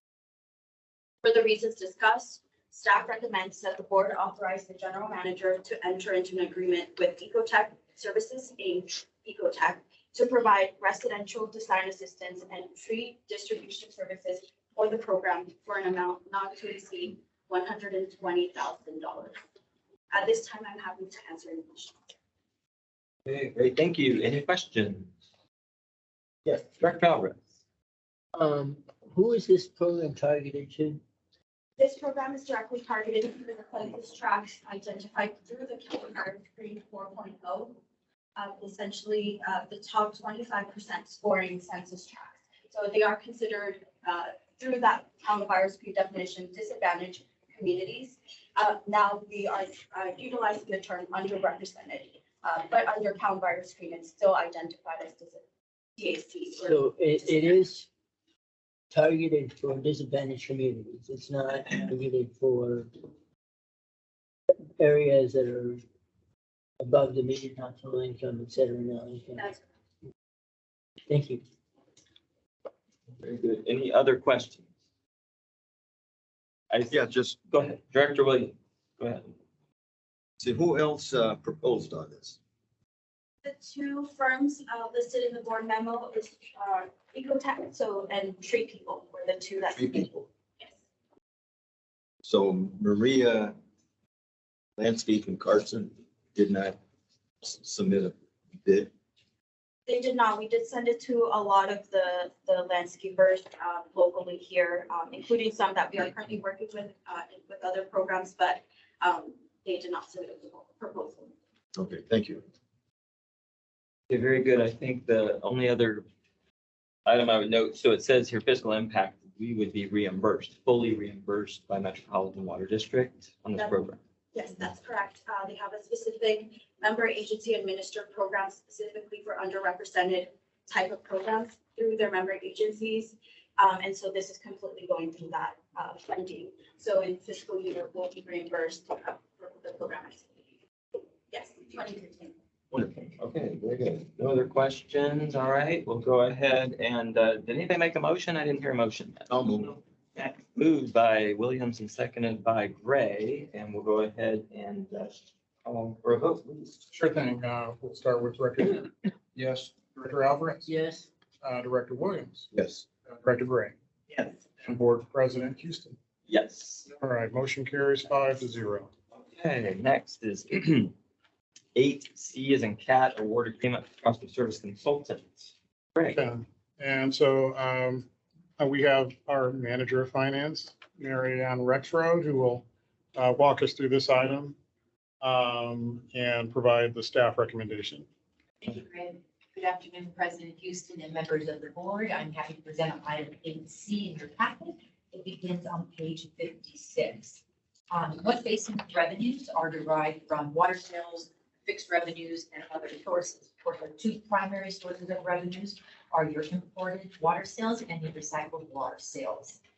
As you know, with the recent downturn in imported water sales driven by public awareness and of course the drought, and of course we have our upcoming contract negotiations that are needed in order to put the recycled water customers and contracts back into place. It's really important for us to consider the current methodology that we use to look at our cost allocation, also determine our rates and charges. To aid in the review of and possible recommendations, staff did solicit proposals for cost of service and rates and charge and development consultants. That's a mouthful. As such, the formal RFP was issued back in October, and we did post that solicitation on our e-procurement system yourself, and we did post it on the West Basin website as well. We received 3 proposals on December 15, 2022. Those proposals were all reviewed by the general manager as well as members of the finance staff. We did look at the firm's qualifications, capabilities and experience, the professional qualifications of key members of their personnel, technical approach and methodology, and we did look at proposed fee and estimated cost by completion. All the 3 firms were invited for an interview that took place on January 3rd of 2023, including the district staff. We also had an outside panelist who has extensive experience with cost of service studies. And this interview allowed each of our vendors to present their key personnel assigned to West Basin, to share the firm's capabilities, experience, and to share a demonstration of their modeling tools as well. Running score of the proposal and interview of each of the firms is listed at the top of page 58. And based on the review of the proposals and the interview scores, you'll see Basin and Sawyer have the highest overall score and is recommended as the firm who provides best overall value to West Basin. Basin and Sawyer will also have the experienced team of Bartle and Wells to help as well. Bartle and Wells has a long track record of successful rate studies with other public agencies inside California. Basin and Sawyer also has a deep understanding of the facilities that we have here at West Basin, and along with Bartle and Wells, they have a deep experience in California rate setting as well. Based on the scores, one other thing that we did add to this RFP is we added an extra task. That task 5, was for as-needed support for service to provide additional research, analysis, and development, rates and charges policy, software tools authorized on a task order basis in the amount of $50,000 plus 10% contingency for unanticipated requirements and conditions necessary to accomplish the first 4 tasks. With that, I'd like to just point out too that we did have these proposals that were set to expire in the middle of April. We did request that each of the vendors asked if they would extend their proposals an additional 60 days. They did do so. So I'll read the recommendation now, and then I'll be happy to answer any questions. The recommendation is that the board authorize the general manager to enter into an agreement with Basin and Sawyer for cost of service and rates and charges policy development for the period March 1st, 2023 to July 31st, 2024, in the amount of $230,130 for task 1 through 4, and $50,000 for needed services to provide additional research, analysis, development of rates and charges and policy, software tools, and authorized on a task order basis for a total of $280,130 plus a 10% contingency, for a total not to exceed $308,140. With that, I'd be happy to answer any questions. Thank you very much. All right, questions from the board members? Approval. Motion for approval by Director Jeter. Is there a second? Second. Seconded by Williams. Is there any other discussion? Anything? Yeah, last chance. So, this has been delayed for that, but, I guess with that, we'll go ahead and call the question. Okay, we'll start with Director Gill. Yes. Director Alvarez, Yes. Director Williams, Yes. Director Gray, Yes. and President Houston. Yes. Okay, so the motion carries 5-0. Very good, thank you. All right. Item 8, D as in dog, standby charge resolution of intent. Staff could go ahead and present that item. I do know we have at least one speaker on this, if not more, but go ahead, staff first. Okay, and so with that, our Mary Ann Rexroad will walk us through this particular item and the recommendation as well. So Mary Ann, please. Yes, I'm on item 8D, which begins on your packet page 82, the standby charge resolution of intent. So each year, prior to the board considering the adoption of the annual standby charge, the board must initiate the procedure to establish the standby charge by adopting a resolution of intent. This is per California Code 54984. In addition to the resolution, which is also shown inside your packet, page 86 to 88, staff did attach the fiscal year 2023-24 engineer's report, which describes West Basin's water policy, water recycling program that the West Basin Service charged the boards. And the report also describes the methodology and rationale followed in determining the degree of benefit provided by the recycling water program. And then beginning on, let me just mention that the report this year was reviewed not only by staff, district council, as well as our current program administrator, NDS. So beginning on page 115 through 126 is the notice of intent to adopt a negative declaration and also an environmental checklist.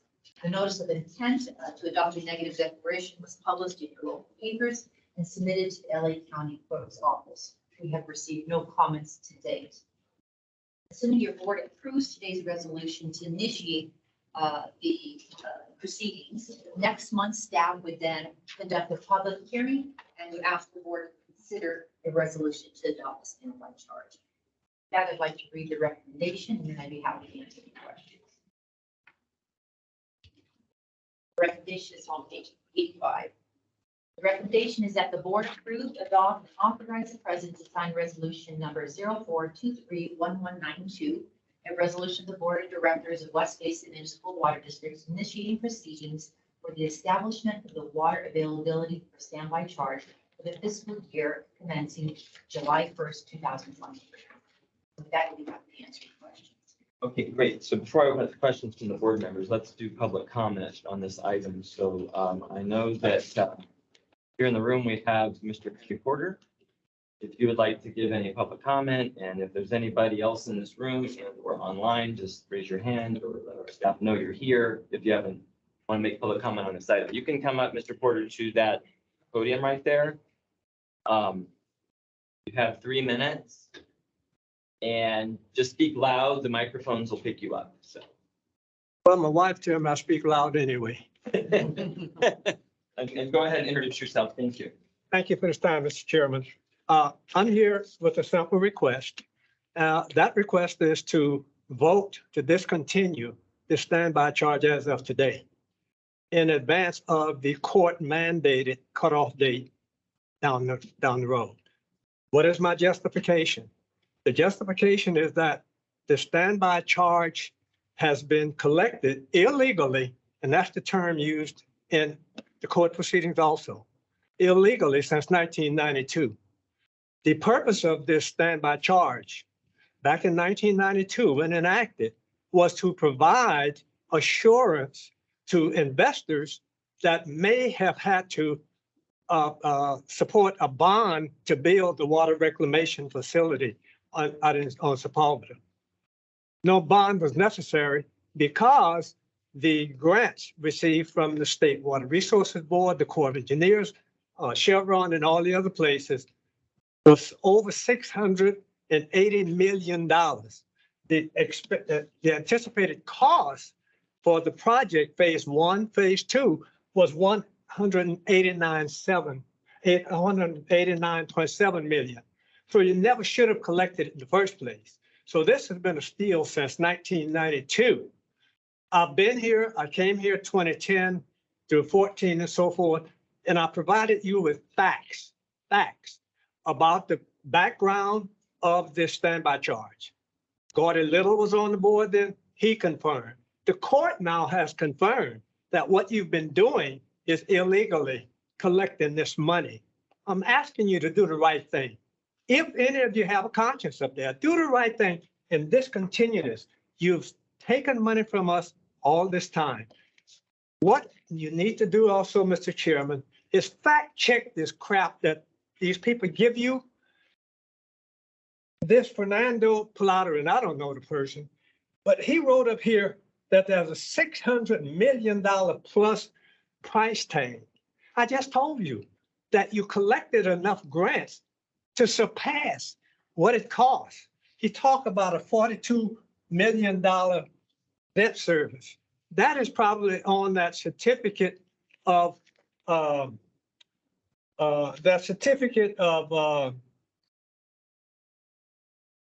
participation that you took out. You've been milking that thing since 1991, because that's when you took it out. All I'm suggesting to you is that you guys have been stealing money, you've been misapproached. I mean, you've been doing a lot of things. That thing is because you keep refining, you keep extending the years, extending the years, extending the years. It could go on forever. So you're going to always have a debt ceiling. Vote this day. If you have a conscience, vote this day to discontinue that. Thank you. Thank you, Mr. Porter, for your comments. Anyone else? I don't see anybody else here, but staff. Okay, let's check online. If there's anyone who would like to be recognized for public comment on this item, either raise your hand or perhaps vocalize your interest if you're not able to raise your hand on the platform itself. So I'm not seeing any hands raised. And if you need to unmute yourself to vocalize your interest for this particular item, please do so now. And not hearing any vocal interest, it seems that we have no further comment, Board President. Thank you very much. To my colleagues, any questions, comments at this time? Director Alvarez. Mr. Porter, I'd like to thank you very much. All of your comments were very correct. It unfortunately sometimes takes people to go to court to enforce something that should have never taken place in the first place and was being done illegally. That is unfortunately a situation we find ourselves in commonly. It is a parcel tax. It should have never been placed on the ballot. I'm sorry, it should have been placed on the ballot if it was going to be collected as such, and it was not. And at the end, there was a group that came together that brought the litigation, and then there was a final settlement. And it will go away in, I believe, another 5 years. It'll go to zero. And it's unfortunate that all of us that live in West Basin service area have been paying that for many, many years. So you are correct, and thank you very much for your comments. Thank you, sir, for yours. Very good. Yes, Chair. Director Gloria Gray. Thank you. Thank you, Mr. Ford. It's good to see you again. I know this is an issue we've been talking about for years, and you diligently have been here representing your community. So thank you. I know that we've had some court proceedings regarding this, and I know one of our directors just made his comments, but I know that we were in litigation regarding this, so I'd like to see what the staff has to say about what we're looking at today, what's before us. I know we have new legal counsel, and relatively new general manager, but I don't know how much of the information we can say today. I've heard from one director, but again, this board has to operate, we individually will support or not support an issue, but I'd like to see what we can provide today in terms of what Mr. Porter has brought before us. for us today? Comments or response? Thank you, Director Gray. Thank you, Mr. President. So, yeah, Director Gray did have a question, if staff could opine regarding where we're at, legal. Okay, and Margaret, would you like to provide some additional? Joe, you I could could probably probably say opine. just a basic comment that hopefully is, and because I don't have a lot of history backed up by staff. This is consistent with the settlement agreement. So there wasn't a final court ruling in the case. It was a settlement agreement, and pursuant to the settlement agreement, we're bringing this forward, which is phasing out the standby charge over time. There's a requirement to adopt a resolution annually in order to continue to impose it. And again, it's going to be phased out consistent with the settlement agreement. So I don't know if staff has more that they want to add, or if I'm getting it all correct, hopefully. Mr. Chair, can I just? Yes, Director Gray. Sorry. Go ahead.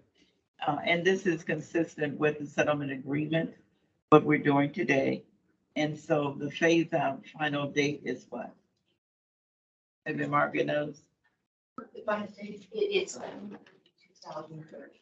Although the residents within the West Hollywood area, their last charge, if you will, would be this next fiscal year, 23-24, and those would end. So what we're before us today is the settlement agreement between both parties, right? What we're asking you to do is to initiate proceeding of the charge. We are not asking you to adopt the charge today. I know, but this is based on what's consistent with the settlement agreement is my point. All right, thank you. Yes, that's accurate. So, Thank you, Mr. President. hey, all right. Any other questions? We are doing what we need to do in concurrence with the settlement agreement, and that's what staff has brought to us. So, let's see. Did anybody make a motion on this? I don't think we did that. I'll move it. Second. Deere made the motion, Williams seconded. Any last discussion? All right, go ahead, and staff, you roll call, please. We'll start with Director Dew, Yes. Director Alvarez, Yes. Director Williams, Yes. Director Gray, Yes. and President Houston. Yes. Okay, so the motion carries 5-0. Okay, all right, next. Item 8E is an Edward. The resolution number 04-23-1193 moves to shortage level 1 of the 2021 water storage contingency plan. If staff could please provide a discussion overview. Absolutely, Board President, and may I also add that I believe there may be a few public comments on this one as well. You are correct. So let's do the overview, and then we'll open up for public comments and any written ones as well. Okay, fantastic. And so with that being said, we have Matthew Vay, our Senior Water Policy and Resources Analyst, who will walk us through this board item and the staff recommendation. So Matthew, please. Thank you, Greg. Director, please join me on page 127 of the agenda packet. And just as a reminder, staff presented this item to the Water Policy and Legislation Committee on April 13th, with the committee members voting to forward the item to the full board with a recommendation to move from a shortage level 3 to a shortage level 1 of the district's water shortage contingency plan. And I did want to clarify, because I do think there's some confusion out there from some of the public comments that we've heard so far on what exactly is the water shortage contingency plan. The action today, we're not planning to take any action on our conservation efforts, on our conservation actions. We're not planning to cut any funding for conservation measures. A water shortage contingency plan looks at, is there a shortage in our service area? And if there is, what are the shortage response actions that we're going to put into place, which could include conservation, which could include outreach to address that shortage. And so moving from a level 3 down to a lower level does not necessarily impact any of the conservation actions that we have in place right now or that we intend to do in the future. So with that clarification, as we all know, drought conditions in California have all but been erased over the last few months. The state has relaxed many of its most restrictive measures and has increased expected deliveries of the state water project supplies to 100%. And this is the first time that that's happened since 2006. I do want to focus in on one of the aspects of the state's actions with regard to rolling back drought-related restrictions. While the governor rescinded his order requiring the state board to mandate that water suppliers be at a level 2 or higher, the water source contingency plans, the state water board has not technically rescinded its emergency regulations, which are set to expire on June 1st. With that said, we've heard from multiple sources, including our legal counsel, that the state water board does not intend to continue enforcing the level 2 requirement through the June 1st sunset date. So as we reported before, snowpack in the Sierras was between 200 to 320% of normal this year and will result in extraordinary amounts of runoff into key state and local reservoirs. But at the same time, it will also unfortunately result in catastrophic flooding in parts of the Central Valley. Water suppliers are trying to capture and store as much of that water as they can, but there just isn't a way to capture all of the many millions of acre feet of water that will be coming off the mountains this spring through the fall. Due to these extremely favorable water conditions in the state, California and Metropolitan Water District have both rolled back many of their most restrictive drought measures, while continuing to send the message that long-term water conservation is still needed. We, all of us here in this room, of course, recognize that there's continued challenges on the Colorado River. Unlike here in California, one great year of heavy snowpack cannot erase the deficit that exists in the Colorado River watershed. That said, we're hopeful that California and the other 6 basin states will work with the federal government to come up with a consensus-based solution that improves the overall reliability of the Colorado River in future years. With the year that we've had, it's pretty widely known throughout the industry that many water agencies are getting ready or already are moving on from any drought-specific restrictions with return to more of a non-shortage environment, albeit with the intent to keep long-term water conservation measures in place. As you heard, again, during the public comment, there were some concerns about moving down to a level 1. And we want to thank the speakers for their comments today and that you'll likely hear, and for their ongoing commitment to water conservation in our region. And further, we agree wholeheartedly that conservation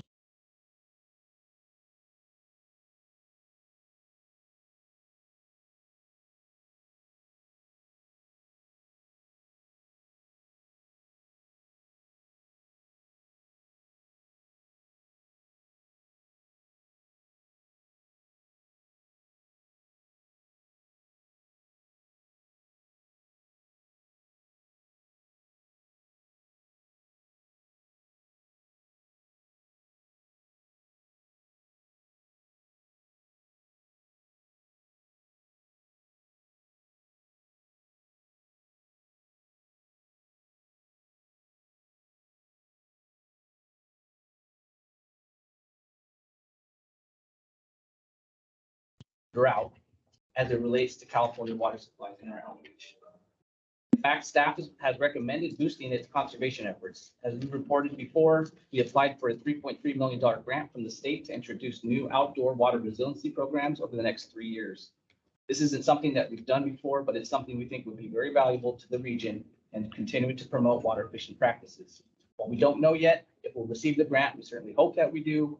Staff did express support for funding that program even without receiving the grant funds. We also plan to continue promoting our Supercalifragilistic campaign during the summer months as a way of keeping conservation top of mind for our residents. Finally, we're increasing our communication with our cities and retail agencies regarding the upcoming statewide water use objective requirements. Our staff has been in contact with retailers and cities on multiple occasions, and we're actually planning to meet with them later this week during our quarterly water resiliency meeting, where we plan to discuss how they are planning to move forward in a non-drought environment. We've seen the need from our customers for long-term planning and conservation support, and we believe it's important for us to provide that support going forward. Following California Metropolitan's actions to rescind emergency drought declarations, we've been contacted by many of our retailers and cities. To give one specific example of a very fruitful discussion that we've had recently, we met with Los Angeles County Waterworks District 29 to talk about our future plans and to hear how they're approaching the change in regulations. I think staff is happy to report that LA County is on the same page as us in considering a possible move down to a lower shortage level, but keeping it above the level 0. LA County has said that they would also like to consider going to a level 1 shortage. So they agree with our viewpoint that we absolutely need to continue pushing conservation at a higher level And staying at a level 1 will allow both of our agencies to do that in a meaningful manner. So again, while we may move down from a level 3 down to something lower like a level 1, there really isn't going to be a drop off in our actions or goals. And I think it's fair to expect that we'll be at a higher shortage level than many of the other areas in the state and in Southern California. Also, there's nothing preventing us from moving back to a higher level as needed in the future. And in fact, with our new weather extremes, it's likely it'll happen sooner than later. Again, one of the great things about the water shortage contingency plan is its flexible nature, which we can adapt to our needs in a quick and transparent manner through our committee and board meeting process. With that said, staff fully supports the committee's recommendation to move to a level 1 shortage and to continue pushing as hard as we can on water use efficiency and making conservation a way of life in our communities. And I can read the recommendation if you'd like, President Houston. The recommendation would be that the board approve, adopt, and authorize the president to sign the resolution of the board of directors of West Basin Municipal Water District, activating shortage level 1 of the water shortage contingency plan. Available for any questions. Okay, very good. Thank you. Before I open it to, well, all right, hold on. EJ, you got a comment, then I got to open up to public. So go ahead, EJ. Yes, thank you very much, President Houston. I just wanted to mention, obviously, through the leadership of the West Basin Board of Directors, West Basin took, I think, an unprecedented step in moving to a level 3. And that really was in an effort to mirror the pain that was being felt by Los Virgenes Municipal Water District, as well as the Los Angeles Department of Water and Power. And in coordination with them, we've spread messaging. We're actually now at an all-time low as far as the water supply, or excuse me, water demand usage. The real concern that we have here is, as the board of directors has mentioned, is really our messaging. Because as the governor has emphatically stated now that California is no longer under drought, but we need to make conservation a California way of life. We risk that communication breakdown at our highest levels of state government, and then of course our wholesalers, and then our individual retailers. And our real concern is that by remaining at a level 3 and or a level 2, we run the risk of actually having a very different message than our retailers, who are likely to go to a 0 or a 1.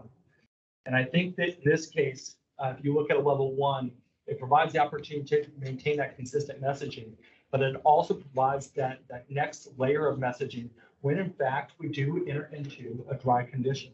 Because note that if you're in a level 2 stage and the governor was to take similar action to what he did back in 2020 and 2021, and West Basin would actually have nowhere to go.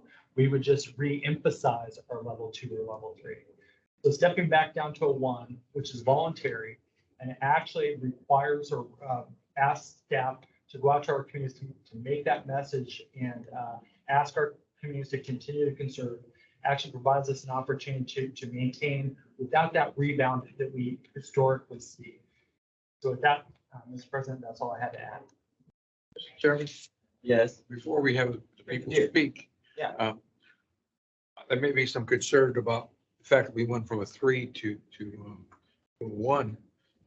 They should be aware that the staff recommended a 0 or a 1, and the committee in its wisdom selected a level 1.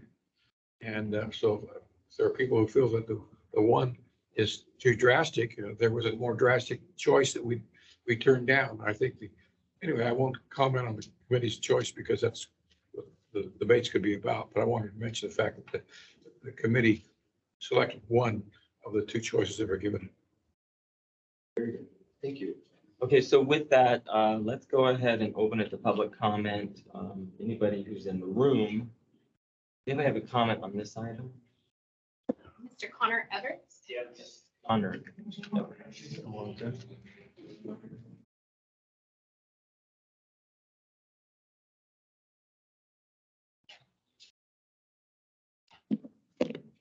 Thank you very much. Good to see you all. It's been a while, but this item always brings me out. I understand the difference in the different levels and the challenge of messaging during these times when we've seemingly had record amounts of rain. However, the system itself can only take and move and hold so much water. So the fact that there's records amount is going to result in Tule Lake reappearing, a lot of runoff, possible damage to conveyance. And the Colorado River, as was mentioned, has not been resolved. The federal government may come in at any time and ask for equity across the whole region. You should be prepared for that as well. 17 years since the last 100% allocation from the State Water Project shows that how rare that is and that you can't count on those amounts. So for those of us, and many of us here, and you on the board have been through these cycles many times, 2019 reservoirs are full, 2017, and then we empty them again. And the demand goes up, not from the urban area, which has maintained lower demand, but from the big ag and the Central Valley and other places that take their priority rights. So until those real changes are made, I would actually recommend you stay on mandatory rather than voluntary. And I think some of your constituents would appreciate that. You also have legislation that's in place that's going to require drop in per capita usage. So ultimately, you need to plan for the driest day plus fire. This is an opportunity to do this. It's hard not to react to the short term. I'm glad you're not using the word drought anymore. I assume you're using climate change, because these are the extremes we've seen from both the driest and the wettest in the last few years. Thank you very much for this opportunity. Anyone else here? Not see any. I do see 2 hands raised. So staff, you could. I have a few people that did sign up to speak that may be on the platform. The first is Charming Evelyn. So Charming, can you test your mic? Can you hear me? Yes. Okay, great. Thank you. Thank you. So this is Charming Evelyn, and earlier I spoke, but I did not introduce myself, although I think most people know me.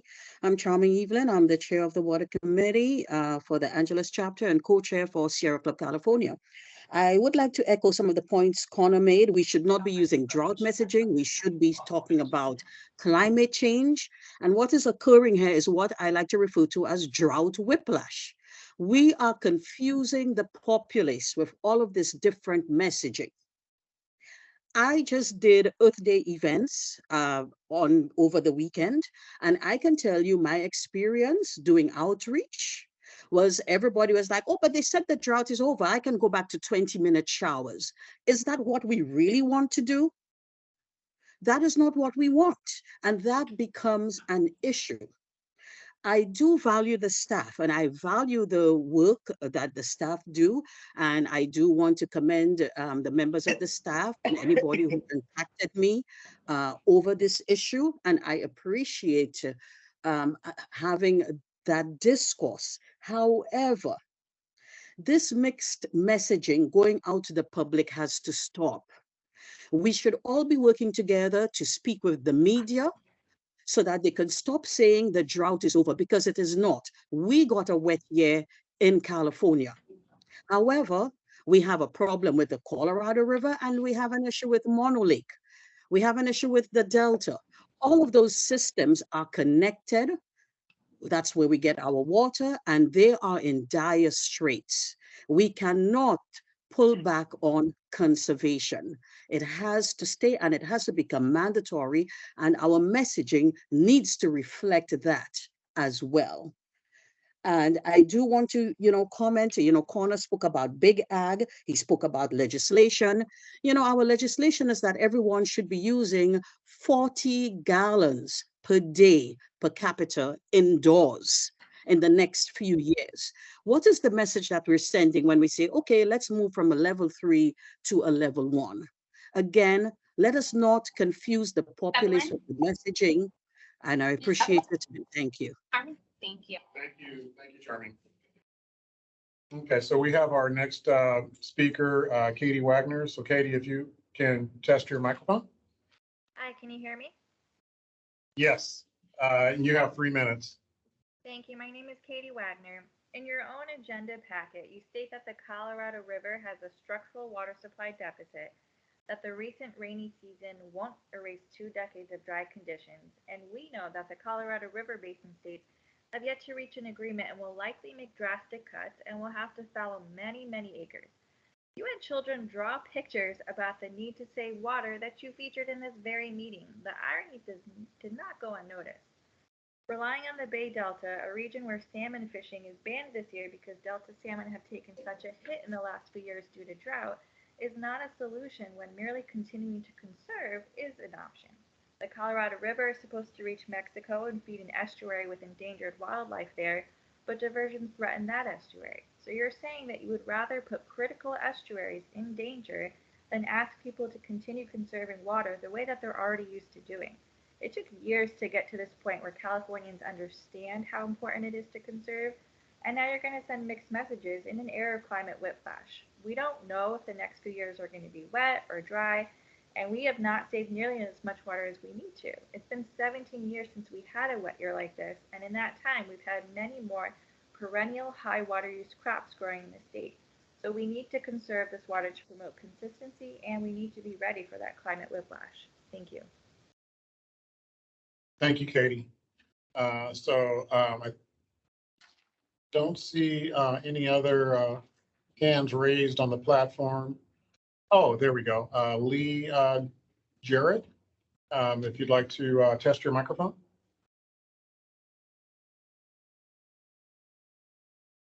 Hello.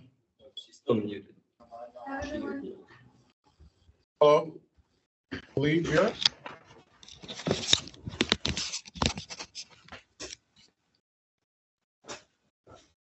Hello, can you hear me? Who is this? Hello. Yeah, I'm having some. This is Lee Gerard. Can you hear me? Hi, Lee. We can hear Okay. you, and you have 3 minutes for your remarks. Okay. I just want to quickly agree with Connor and Charming and Katie that now is not the time to take our foot off the gas. I mean, we've had one wet year after many years of drought. We're already over allocated.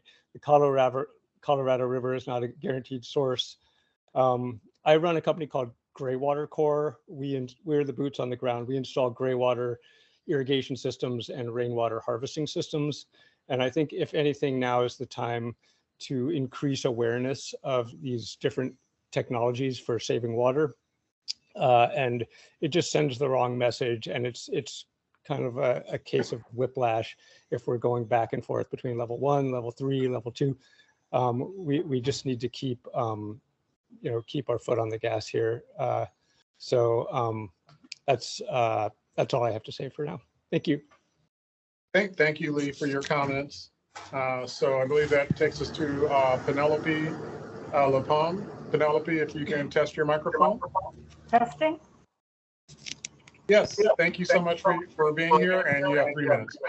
Just a second, actually. Can you please mute on your end? Sure. Your speaker, I'm sorry. So mute your speaker. Yeah, turn your speaker off. Turn your speaker off. That's better. I can't hear you. Since you previously spoke, so we have a minute, or do they get 3 minutes per? Do 3. I just wanted to say that I agree with the previous speakers, Charming, Katie, and the last speaker. I don't think the drought is really over, and I think the messaging should be consistent with what your young artists were saying. We need to conserve water. Thank you. Thank you, Penelope. Good, thank you. And we had some written comments that came in toward this item. Please read those to us. Yes, so we actually did get another request to speak. I believe he may be in the meeting, Al Sattler. Al, if you can recognize yourself by speaking. Okay. Okay, there you go. So, yes, you'll have 3 minutes. I was trying to figure out how to raise my hand. Sorry. I have to say, yes, this is not the time to be confusing our public. Everybody knows that we've had a very wet year. Hopefully, everybody also knows that we're still in a long-term drought and will be. And one wet year does not really break it out. The Diamond Valley Lake is nowhere yet filled, and we're losing the Colorado River. Expect that we will not get any water from the Colorado River very soon. So we've I know it's going to be a little more difficult for getting messaging out, but it's really not the time to say that it's time to stop conserving water. Thank you. Thank you, Al. And Mr. President, if I may, just check the platform to see if anyone else would like to express their interest in making a comment by vocalizing your interest. If you're not able to raise your hand on the platform, please vocalize your interest. Okay, seems that we have no further comments, except those that are in writing.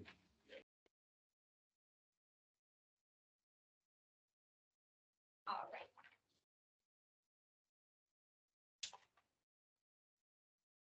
The first comment that we have here is from Natalie Velasco, and it reads, please share my thoughts with the West Basin Board of Directors. Councilwoman Gray must resign from her position as a board member now that she is a councilwoman for Inglewood.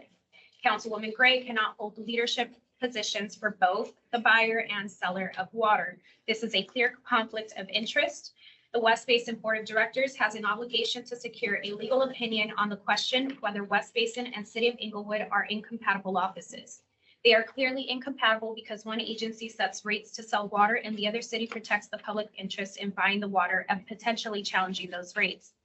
Ignorance of the law is no excuse. This conflict of interest is not in doubt, given that Alfred Robles and Sergio Calderon were removed from their seats, and David Argudo is currently under investigation, all for the same actions. The public is entitled to representation free of conflicts of interest such as exists here.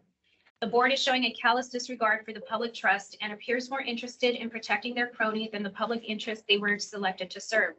Any payments made to Gray since this assumed office in Inglewood represent a gift of public funds and should be disgorged. If Gray won't voluntarily resign her office and allow a replacement to be seated, litigation will be necessary. The public will hold not only Gray responsible, but also the other board members who are failing to meet their legal and fiduciary obligations to the public they were elected to serve. Furthermore, regarding conservation in general, West Basin must maintain its conservation program. The Colorado River is losing much of its snowmelt runoff to dry soils, unusually warm temperatures, and more vegetation, which means that less water makes its way to California. The river's water users have to cut back possibly up to 50%. Other water sources like the Bay Delta and Mono Lake may have to compensate for what the Colorado River cannot divert. Conserving water is one way to reduce efforts. In fact, there will never be a time when it's reasonable to halt conservation efforts. They must be ongoing. It is the reality of living in Southern California. California can save 3.1 million acre feet of water through conservation alone. There is a more affordable, sustainable way to prepare for the future than spending billions of dollars on imported water projects. Conservation is cheaper than desalination or any other project. It is disappointing that the board members in 2023 cannot understand that conservation is the answer for Southern California. Thank you for sharing my thoughts with the board. Regards, Natalie. Mr. Chair? Yes. Is it possible for her to edit her remarks so she just talks about the water issue at this time and the other issues perhaps later in the meeting? I could do that. We should focus on one thing at a time. I guess. Sure thing. So this one comes in from Raquel Brack, and it reads, for this item, Southern California cannot afford to stop conserving water. In this same meeting, West Basin is trying to quietly pass a vote to reduce conservation programming by 2 levels. The Colorado River is losing much of its snowmelt runoff to dry soils, unusually warm temperatures, and more vegetation, which means that less water makes its way to California. The river's water users have to cut back possibly up to 50%, which will include fallowing lots of farmland. Other water sources like the Bay Delta and Mono Lake may have to compensate for what the Colorado River cannot divert. Conserving water is one way to reduce reliance on imported water sources. This is not the time to halt conservation efforts. Raquel Brock.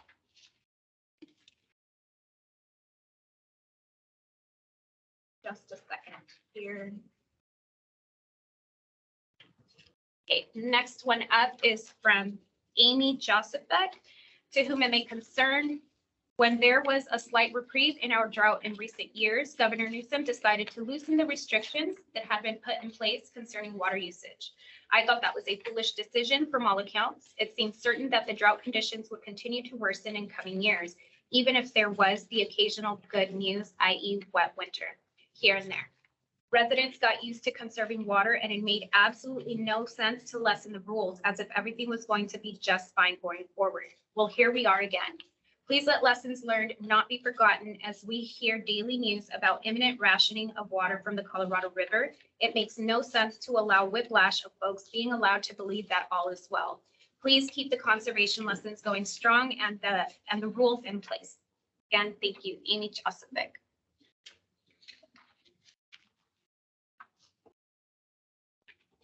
Okay, here I have one from Nancy Hubbs Chang. Moving from shortage level 3 to shortage level 1 is premature at best. The drought may be mitigated, but it is by no means over, and we still need to conserve rather than spend billions on imported water projects from regions that are rapidly becoming more and more depleted or rely on costly desalination projects, which can have local environmental complications and whose installations would not be coming online for quite some time. We need to still conserve at a high effective rate now. Again, Nancy Hubbs King. Sorry about that. Okay, the next one I have is from Karen Jackus. This one I have, sorry.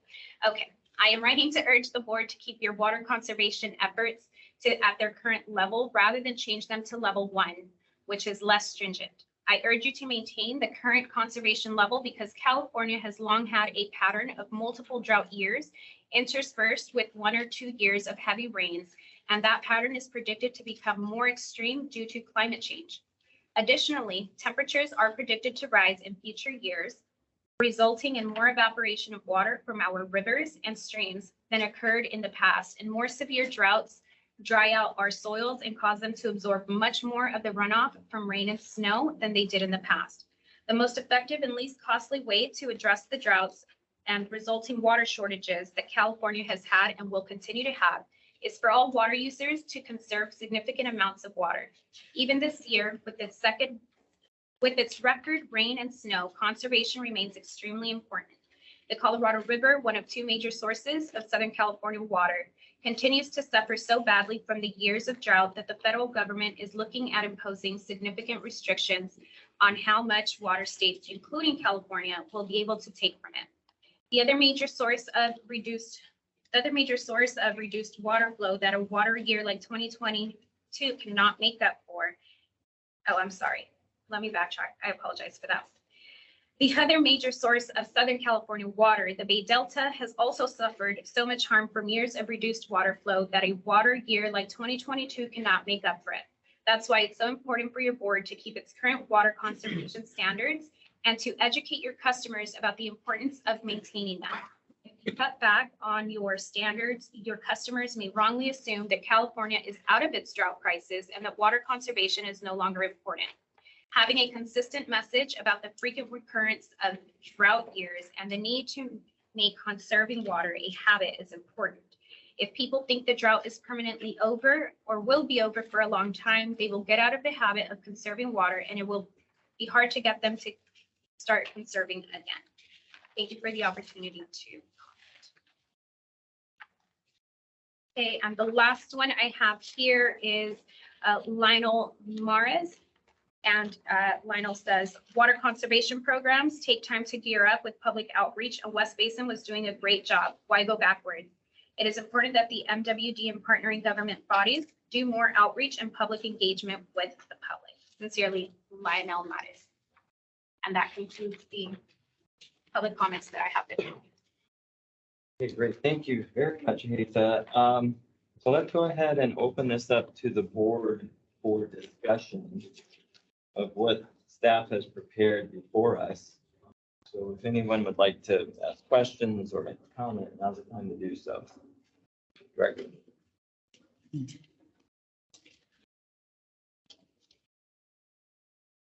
Anybody? Yeah. Just to clarify, we're on which item was on third public comment that was gonna make? Sure. We are on item 8. Water allocation. Move to a shortage level 1 of the 2020 water shortage contingency plan. Yeah, I appreciate the comments relative to this, and I know Mr. Everett was here today. And it is important that we do view what is going on with our water issue as climate change, now referred to as the drought, and to make sure that people understand that they do need to continue to conserve water. And so with that, I'd like to move the item.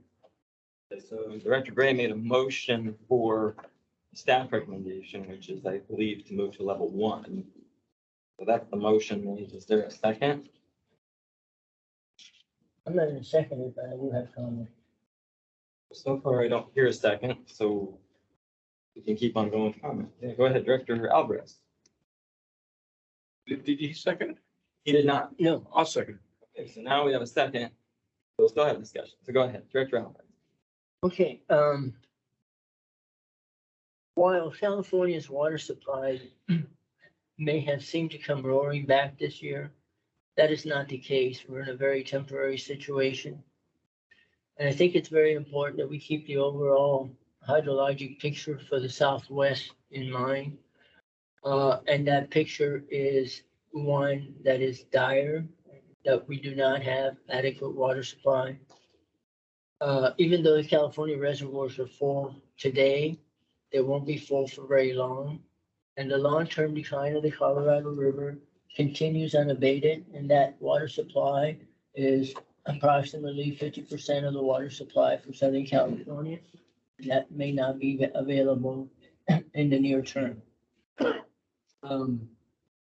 There's much discussion about the Colorado River. I think that it's well placed, and that likewise we should be focusing on the state of California's water supply in the same mode, as opposed to thinking that because of the series of atmospheric rivers and the overall precipitation that we've seen this year, that we are in a situation where we can say that we're no longer in a drought emergency.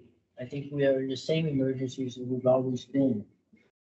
2023, although it has been a very wet year, is not unique. If you look at the past 50 or 60 years, 1983 was a very wet year, and it actually had more precipitation and more snowpack than 2023. 1969 was a very wet year, and it had more precipitation and more snowpack than 2023. 1952 was a very wet year and had more snowpack and precipitation than 2023. And I don't think that if you look back over all of those years that you would say, well, there is no need for water conservation. There is a need for water conservation. There's much greater need for water conservation today than there has been in the past. Water conservation is the one item that has allowed the state of California, without developing additional water supplies over the last 60, 70 years, to still provide and meet the water demand. Well, it's two things that have done it. One, water conservation, and two, the mining of our groundwater basins, particularly in the Central Valley, which has come at a price. And it's something that we do need to look at and think about when we're thinking about our overall mission here. So this past year has certainly driven home the fact that we do live in a time of whiplash. We're going to see some periods of very wet precipitation, but we're going to see also the fact that within a couple of years or less than a couple of years, we may have no water. I'll even say, think about the fact that if something were to happen today, catastrophic, the state water project, which is what we're saying is going to be delivering, and why one of the reasons what we should cut back on our water conservation messaging is potentially at risk. A catastrophic event could shut off the conveyance facilities over the Tehachapi, and therefore all of the water that's in the Sierras, in the snowpack, and in the reservoirs would not be deliverable to Southern California. And I think then we would be asking everybody to cut back severely.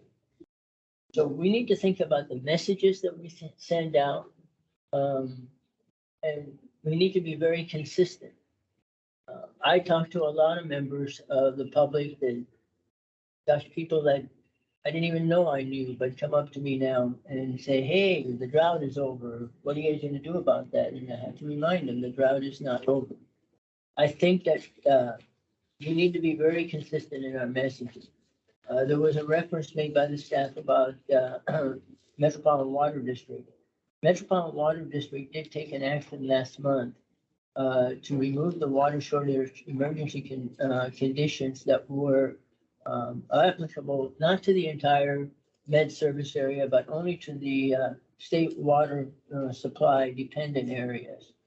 And all that action did was really accelerate a emergency condition that would have expired on its own on this year in June of 2023. So it accelerated that expiration by a few months.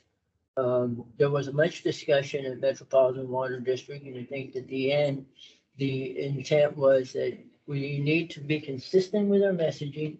We should not be going backwards.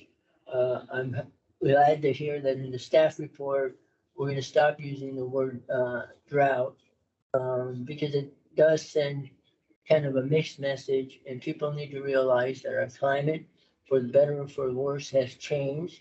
But beyond that, Southern California is basically a desert, and at best it would be a very arid region. It is dependent on a water supply that is no longer a reliable source. And although an engineering marvel, and on that side, the engineer in me says we should be proud of that accomplishment. It is something that is no longer dependable. We need to look at alternatives. And conservation is a big source of water because it reduces the need for imported or other water supplies. So I think we need to be very consistent in our messaging, and it is not the time to send out mixed messaging, which is exactly what reducing the water storage contingency level from a level 3 to a level 1 will do. It sends out the message, hey, you don't have to keep conserving water at the same rate. I think that's just wrong. It's not going to serve us well, does not serve the water community well. And I'm actually surprised that in the staff report that we actually say that by reducing the water shortage contingency level to a level 1, that basically it allows the district to remove some of the more restrictive water conservation measures in the service area. I don't think we should be doing that. I think we should be doing just the opposite. What page is that? So I am going to make a substitute motion. Okay. My substitute motion is that we leave the shortage level 3 in place. And I will Is there a second? I'll second the motion that Director Alvarez made, and I definitely wants to discuss that, but the motion was made to leave the level 3 in place, and was seconded. So with that, discussion's over. Director Williams.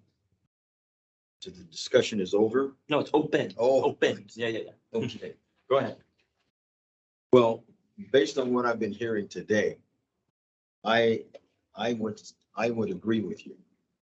And one of the things that I've noticed is what I've been saying over the years is that water conservation is an attitude, it's a state of mind.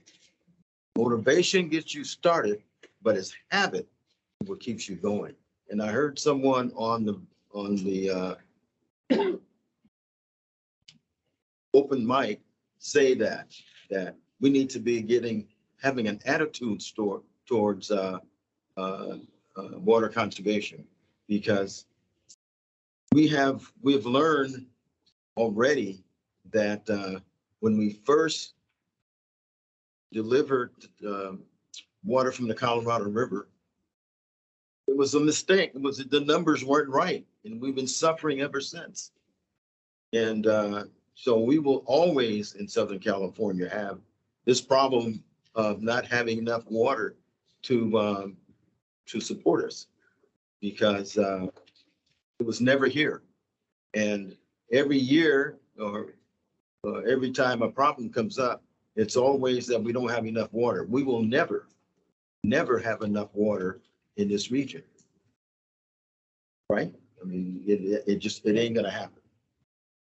So I would support, I will be supporting the substitute motion. Thank you, Director Williams. Director Deere, you have your hand up. I'll support the committee's recommendation. And I'll try to be not quite as lengthy as some of my colleagues are on this issue. The people have used 36% less water than they did 10, 20 years ago. The conservation mindset is in, but they also know it's been raining like blazes lately. And we turn the radio on, TV on. What do we see? Floods in our neighborhoods. We see floods. And with that kind of mentality, people aren't going to be too conscious of saving water when they're in a flood. And for that reason, I feel that going along with the other agencies that are lowering theirs to 0 or that general area or to 1 is reasonable. It can always be changed. And no doubt there'll be a change in the future. But it might not be 6 months from now. It might be 2 years from now. We might have a lot of water, a lot more water than we're used to having now. So I recommend that we support the committee's recommendation to go to level 1 and always being aware that we can make a change at any time. Thank you, Director Deere. Director Gray. Yeah. I'll speak. Thank you, Director Deere, for your comments and everyone's comment. This item was in committee. It was vetted in committee. I don't recall any of the board members not talking against the recommendation.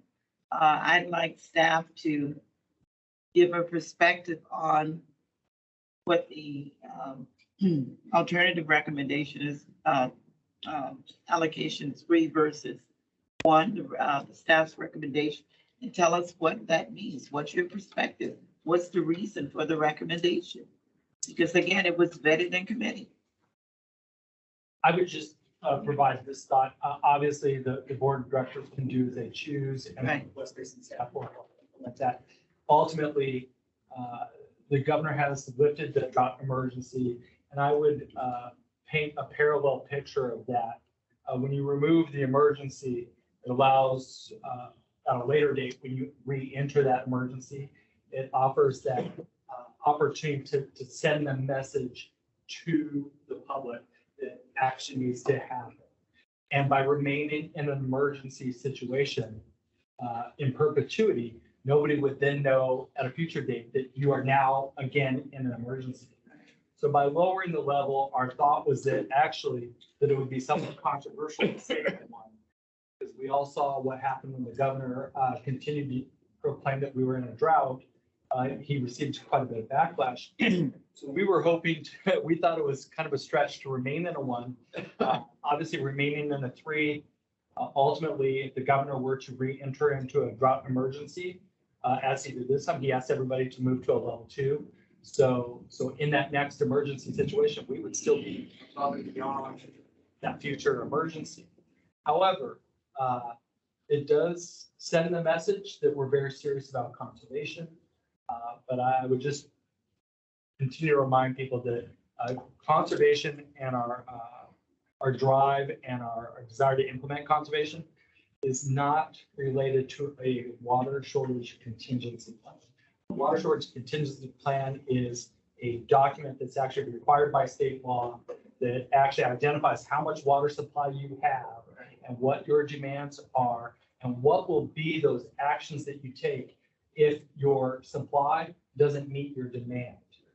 And in this case, I think that we will see that up and down as far as water supply goes. We have not settled anything on the Colorado River. That's not anything that we hope has been conveyed. It was just simply, we're trying to match what the retailers and our state are doing to continue to drive home the message of conservation. May I just say currently? This is just the current issue. Correct. I would expect that 1 or more of our retailers might remain at a 1. Most will remain at a 0. But that's not to say that we can't work that out and continue to hammer the same messaging home. Thank you. I guess, on this one, well, number one, everything we do is voluntary here, correct? We have no jurisdiction to enforce. And number two, I just don't see the need to back down from where we're at right now. And I don't think that the staff has made a good argument for why we need to do this today. I don't personally see that. We can do all the things we're doing, whether it's a level 1 or level 3, but quite frankly, we're at level 3, which means we push the maximum messaging. Now, one of the things, a few things, but one of the things I was actually really disappointed to see in this is that, by the way, as board president, the staff never ever talked to me that this was ever going to come through our whole process, even to committee. So when I saw it on the committee agenda, that was a surprise, let alone here we are at this meeting, which, by the way, at committee, wasn't it recommended to go to the board for the level 1 approval, but yet it's on the action instead of consent? How does that work? I thought if it was from committee, it would just go on consent. Get pulled. In this case, it was presented with the two options, 0 and 1. The reason that it's on the action calendar, the resolution had not been included and an option had not been selected. So it's before you on action to consider committee's recommendation. And the other thing, and again, so I think that this was really premature, as a number of organizations still have not adjusted some things. But in our own fiscal impact of this item that staff has here, it says the potential impacts of transitioning to a lower level 0, 1, or even a 2 would, 1, decrease in expenditures associated with reduced public outreach and water conservation measures. So yeah, we're going to authorize staff to spend less money on messaging. That's what this is telling us. But even worse, in my opinion, it says we will expect potentially increased revenues due to additional imported water sales to our customer agencies. And we will get increased expenditures due to additional imported water purchases in metropolitan. So quite, it's been said in a myriad of ways here, we are so contradicting ourselves here. And it's like right here in writing. And even when I saw some of the social media on this from our own agency, it seemed to also say the same thing, let alone stay tuned because the board's going to reevaluate things come Monday, which I think was totally inappropriate. But back to this, I would like to ask a question too, because unfortunately, this write-up didn't really have anything about where we're at now. Level 3 is not even mentioned in here. So I had to go back to when we first passed it, which was back in November 22nd of 2021 to see what level 3 included. I think in these write-ups, we should always have all the information. Nothing was included here about where we're at, what we get for this, or what we transition. But that being said, there are still some things that we haven't done under the current level 3. And so I don't see the need to adjust where we're at this time. One of those was developing opinion pieces and letters to the editor from the board of directors about the severity of our water shortage, calls for action of people concerned. We never did that. We are almost 2 years later, a year and a half later, what have you, we're finally going to do an elected officials forum. It also said we might host some drought and water shortage town hall meetings in all 5 divisions. So we had a number of areas we never got to. And yet I think if we, relent and go back down to a level 1 in this case, and I'm really flabbergasted a level 0 is even on the table. But if we go back, that means we're not even going to, technically, we wouldn't even have to do these things. But all that being said, I did look up Las Virgenes. From what I saw, they, even though probably have more dire straits than we do, being so dependent on the state water project, at least the last thing I looked at on their own website, that they went down to a level 2. So I'm not sure why we're looking at going to a level 1 or 0 and why that was proposed in the first place. But I agree with this substitute motion. These are voluntary efforts from West Basin. We don't have jurisdiction to mandate our folks to do certain things. And I think it sends a very strong message that we're going to stay the course. And so, I think the right call here is to continue where we're at in a level 3. I don't see there being any reason that will be a problem for West Basin, let alone continue that very aggressive messaging to our residents and our constituents. So that's my comments. If anybody else has any other comments on this, anybody? Just my comments before. I think staff has done a great job with at least for me, explaining why it makes sense for the recommendation. Again, it was on committee and certainly the general manager had, we go over the agenda for my committee, right? And certainly that was agreed that it would be on there. So, and we did have a full discussion. I don't know if the full board was there. But the committee did recommend, level 1 rather than the level 0.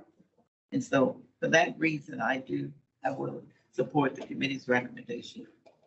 Very good. Any final Thank comments? Final comments before we take a vote? Anything? Okay, so what we'll do, can you reread the motion that's on the floor at the moment? The substitute motion Yeah. First. that So that's Director Alvarez introduced. He actually just said to leave it at shortage level 3 So the substitute motion was to leave. at the board. Yeah, leave the water shortage contingency plan at a level shortage 3. Everybody heard that. It's been moved and seconded. And any last discussion? None, we'll go ahead and we'll call the question on keeping this the way it is. Please do a roll call. Director Duke. No. Director Alvarez. Yes. Director Williams. Yes. Director Gray. No, And President Houston. Yes. Okay, so the substitute motion carries. And so it passes 3-2. Okay, with that, I know there's a lot of folks that are, I think, queued up to make comments and other things. If it's okay with the board, be all right if we take a quick break. We've all been sitting here for a couple hours. That's one already took a break. So we'll do a 5-minute break. thank you. Thank you.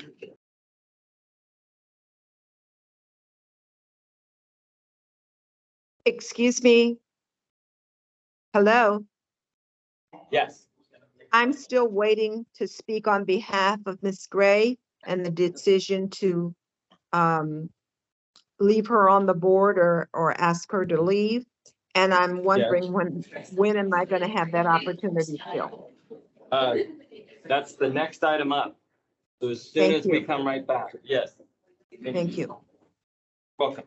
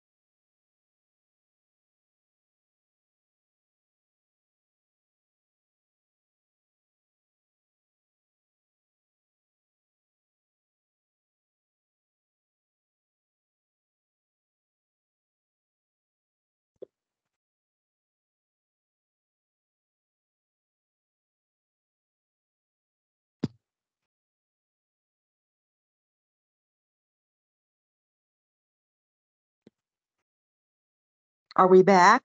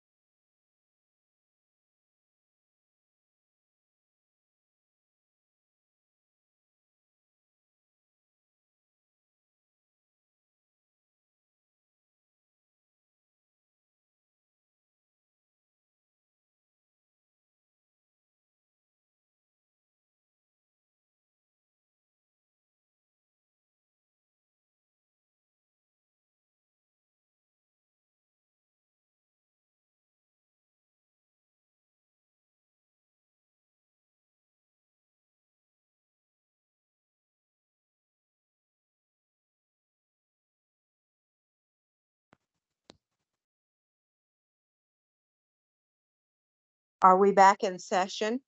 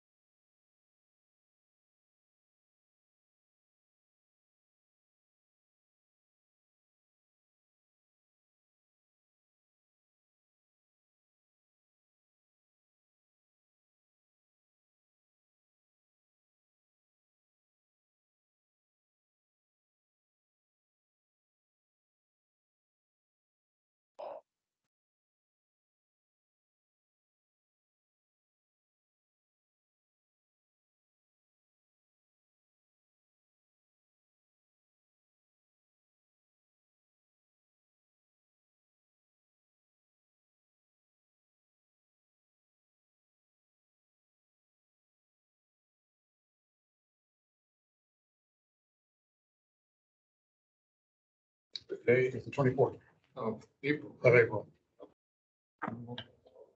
Sorry.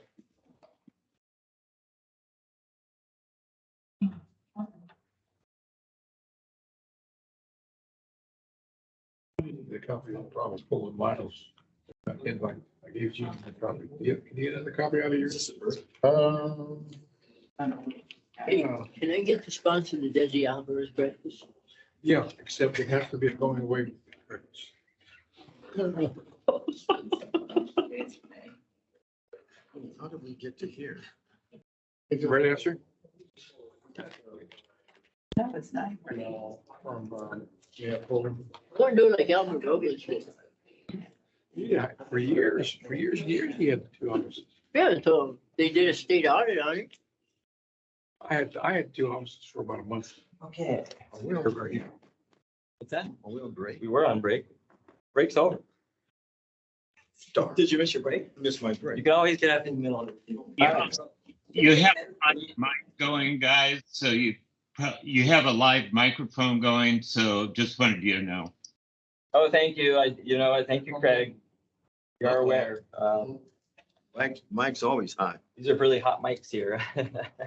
Okay, so we are calling everyone back to order and we're moving into our information calendar, which is 9A, discussing compatibility of office doctrine. This is on the agenda as there's been a number of concerns brought to us from different folks around the region, and also one of our directors, even in a news article, said we needed to look at this. So with that, I understand we have a lot of public comment, both online and or some written comments that came in. So we'll start with that, and then we will obviously talk to our legal counsel on this issue. So first of all, I'm going to open it to anybody here wishing to speak in the room, and I don't think there is anyone. Okay. So with that, staff, if you will do your best to help us identify the speakers online in an orderly manner. And remember, everyone, you have 3 minutes or less. So I highly encourage you to utilize your time wisely, if at all possible. And with that, staff, please take it away. Thank you. Absolutely. So for those who are on the platform who would like to be recognized, please raise your hand. And for those who are unable to utilize the hand raising feature, I will call on you in a moment. But I'll start with those who are able to utilize the hand raising feature first. I don't see any hands raised at this moment. Okay, I do have one hand raised, Jim Kennedy. Jim, if you can test your microphone. Jim Kennedy. Okay, and you'll have 3 minutes for your remarks. Thank you. Again, I want to dovetail this into my previous comments of respect to all the work that Councilmember Gloria Gray has done for water, for health, for education, all these things. The question in front of us has nothing to do with her capabilities or her ability to do things or what she may want to do or has done. It simply comes down to the compatibility of these 2 offices. And it's pretty clear the law, it's already been mentioned by one writer that, a commenter, that the DA's office along with the state attorney's office has worked to remove several people from water boards who hold local elected offices at city council where they have incompatible issues of setting water rates or buying and selling water. So I think the real question has to be, what does Gloria Gray, the council member from Inglewood, think about this incompatibility issue? Because we've heard from a lot of people, but we haven't heard from the councilwoman about why she feels she can continue to stay on in office. I want to hear her explanation with open ears and have that weighed with what we know to be the law. And the law will be enforced, but I don't think it needs to be. I think through this discussion, we can all come to a reasonable conclusion and make actions to remedy the situation.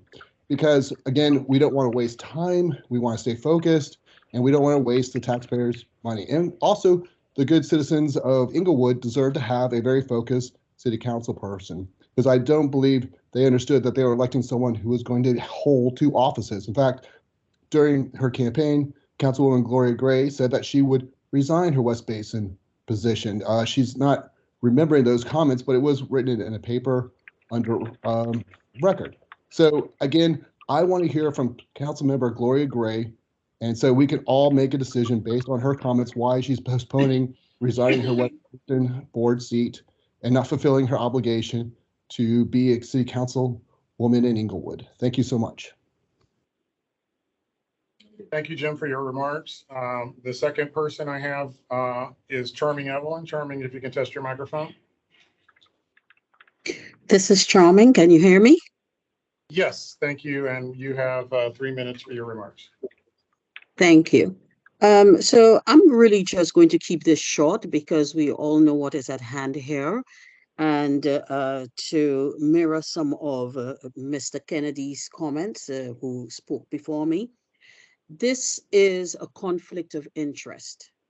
This is breaking the law, trying to hold two offices, and there is precedent for what is occurring. Now, I know there will be some people who will speak to the matter of race and say that she is an African-American woman holding office and that this is unfair. And so I would like to say to everyone else there, I am a woman of color. I am in the sphere of water. This is not about race. This is not about color. And so I really, really want to make this abundantly clear to everyone. This is about California Civil Code, that you cannot hold two offices where there will be a possible or a probable conflict. That is the law. And that is what we are here today to say, that it needs to be upheld. And with that saying, I really do want to take the time to thank Director Gray for all the work she has done in water, as a person of color, as a woman of color, whether she was at Met or West Basin. And I hope she will be a true and valued representative for her people of Inglewood. They voted for her, and I do think that she can do a good job for the folks of Inglewood. However, she cannot hold two offices. Thank you for your time. Thank you, Charming. And that brings us to our next speaker, Katie Wagner. Katie, please test your microphone. Hi, can you hear me? Yes, you have 3 minutes. Also, I wanted to let you know, it says that the recording has stopped on your end. So I don't know if you intended to record the whole meeting, but it looks like it stopped. I wanted to say that Councilwoman Gray is putting years of hard work and service to all Southern Californians. She's made history as the first Black person and the second woman in history to chair a Metropolitan Water District. She's a trailblazer, and we absolutely get that, and we thank her. But still, at the same time, she needs to resign from her position as a board member now that she's a councilwoman for Inglewood. It's a very clear conflict of interest when she serves both the buyer and the seller, plus the wholesaler, of a public good. Any payments made to Councilwoman Gray since she assumed office in Inglewood represent a gift of public funds, and that should be disgorged. Allowing her to continue would show a lack of integrity on the part of West Basin, and you're probably going to be met with litigation. This isn't fair to West Basin ratepayers or the residents of Inglewood. Public will hold not only Councilwoman Gray responsible, but also the board members who are failing to meet their legal and fiduciary obligations to the public that they were elected to serve. So it's time to end the conflict of interest and let someone new fill this role who can devote their full attention to this role and ethically. Thank you. Thank you, Katie. That brings us to our next speaker, Lionel. Lionel, please test your microphone. Can you hear me now? Yes, please, you have 3 minutes for your remarks. Yes, thank you for acknowledging me. I'd like to echo the comments from Katie Wagner. I'm also concerned about Councilwoman Gray from Inglewood because I'm a community activist in the city of Los Angeles, and I participate in city councils in Los Angeles City, and I'm well aware about the city charter and other ethics, because ethics is very important. Transparency is also very important. And I don't think it's appropriate for any sitting council member, regardless of what city in California, should be in two different, in a city council and a board, at the same time, because it is clearly a conflict of interest, and there could be and it's very unethical, in my opinion. And she should either resign from either one of the boards. She cannot be seated at two boards at the same time. Number two, I believe strongly in conservation. As you all know, water is very precious in the state of California. Luckily, this year we had the atmospheric river, but we cannot depend on it for many years. We had to prepare for the future, and it's very important that California should save millions of acre of feet of water through conservation. So we cannot. We had to find solutions to conserve water, like water capture, and encourage people to use rain barrels and other things. So the city and the state and county level should work together on water conservation. And so I yield my balance of my time. Thank you. Thank you so much. So that takes us to Morgan Goodwin. Morgan, if you can please test your microphone. Hi, can you hear me? Yes, you have 3 minutes for your remarks. Wonderful. Thank you for hearing me. My name is Morgan Goodwin. I am the Angeles Chapter Director for the Sierra Club Angeles Chapter. My work supports activists across all of Los Angeles and Orange counties across the range of issues that the Sierra Club works on. And I am calling in today to echo the voices of my colleagues, specifically Charmaine and Katie, in raising my concern for Gloria as a member of both the City Council and the Water District. As a former City Council member myself, I know that conflicts of interest and even the appearance of conflicts of interest are very important to be avoided to maintain public trust in the integrity of our institutions. We know that others who have tried to hold both positions have not been successful and have been removed from a position by the district attorney. And so I would like this board to reflect that and make the right choice. Thank you very much. Thank you, Morgan. So that brings us to our next speaker, Mr. or Ms. Cherry. Please test your microphone. Yes, can you hear me?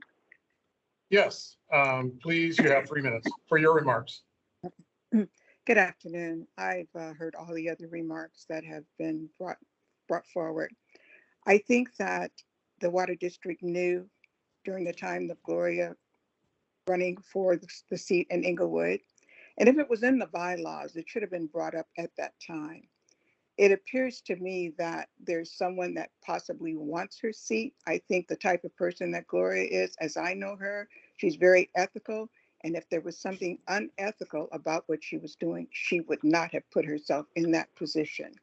If it's not written in the bylaws, in your bylaws, I don't know how that can stand. Thank you, Ms. Cherry, for your remarks. Thank you for your time. Thank you.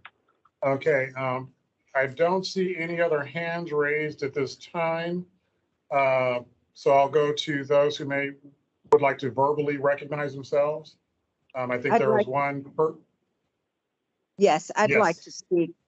My name is May Wood. I'm a resident of Inglewood, and I'm voicing my concern that after 10, 15 years of service on the water board with a stellar record of integrity, Miss Gray is being questioned about whether or not she's doing the right thing for Inglewood.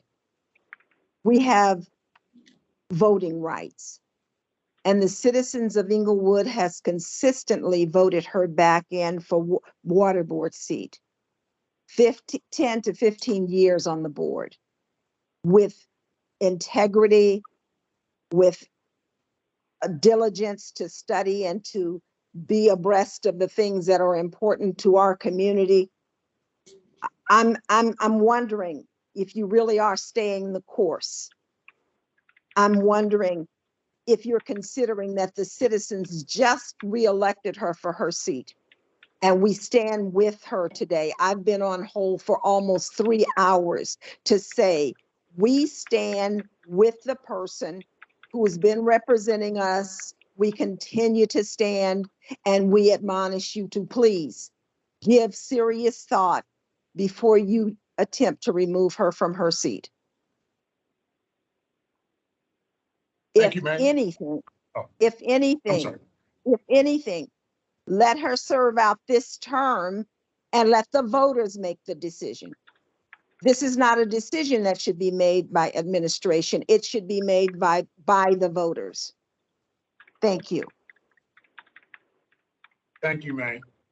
And so with that, I'll recognize anyone else who would like to verbally acknowledge their interest in making a public comment. I don't Yes, see how Al? to, yes, I don't see how to way to have my hand raised there. I'm sorry, on the Mac platform. But anyway, I guess I'd like to thank Director Gray for her many years of excellent service. I think nobody is trying to say anything bad about Director Gray. We know she has high levels of being an ethical person.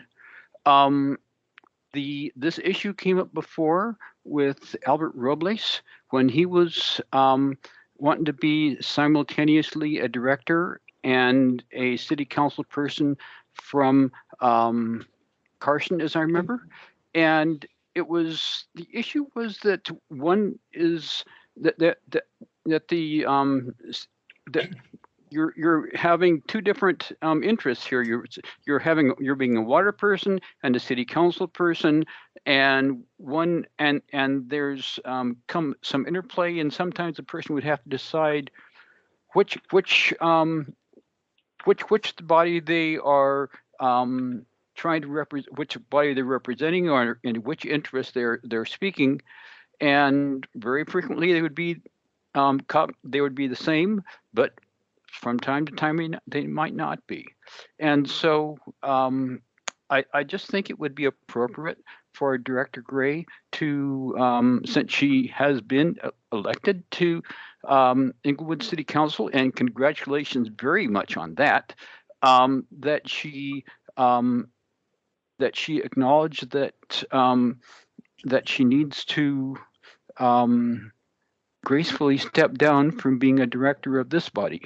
I have been occasionally in a position of having to declare conflict of interest myself in some bodies, and I know it can be tough, but a time comes. Thank you. And I know this is not a happy time. Thank you. Thank you for your remarks, Al. If there's anyone else who also would like to provide a remark, please acknowledge yourself verbally now. Okay, it appears that we have no additional comments to be made other than those that are in writing. Thank you very much. And with that, I know that there are some comments that came in, and we're not going to have those all read here. What we'll do is Hazel will give us a tally in a moment of approximately where those were at from different folks who sent stuff in. But there were two, if I'm not mistaken, that I read. All the directors, by the way, we got copies of the comments that came in. It's also apparently posted here in the chat where you all can see those. And when they come in, they have to be on the public record.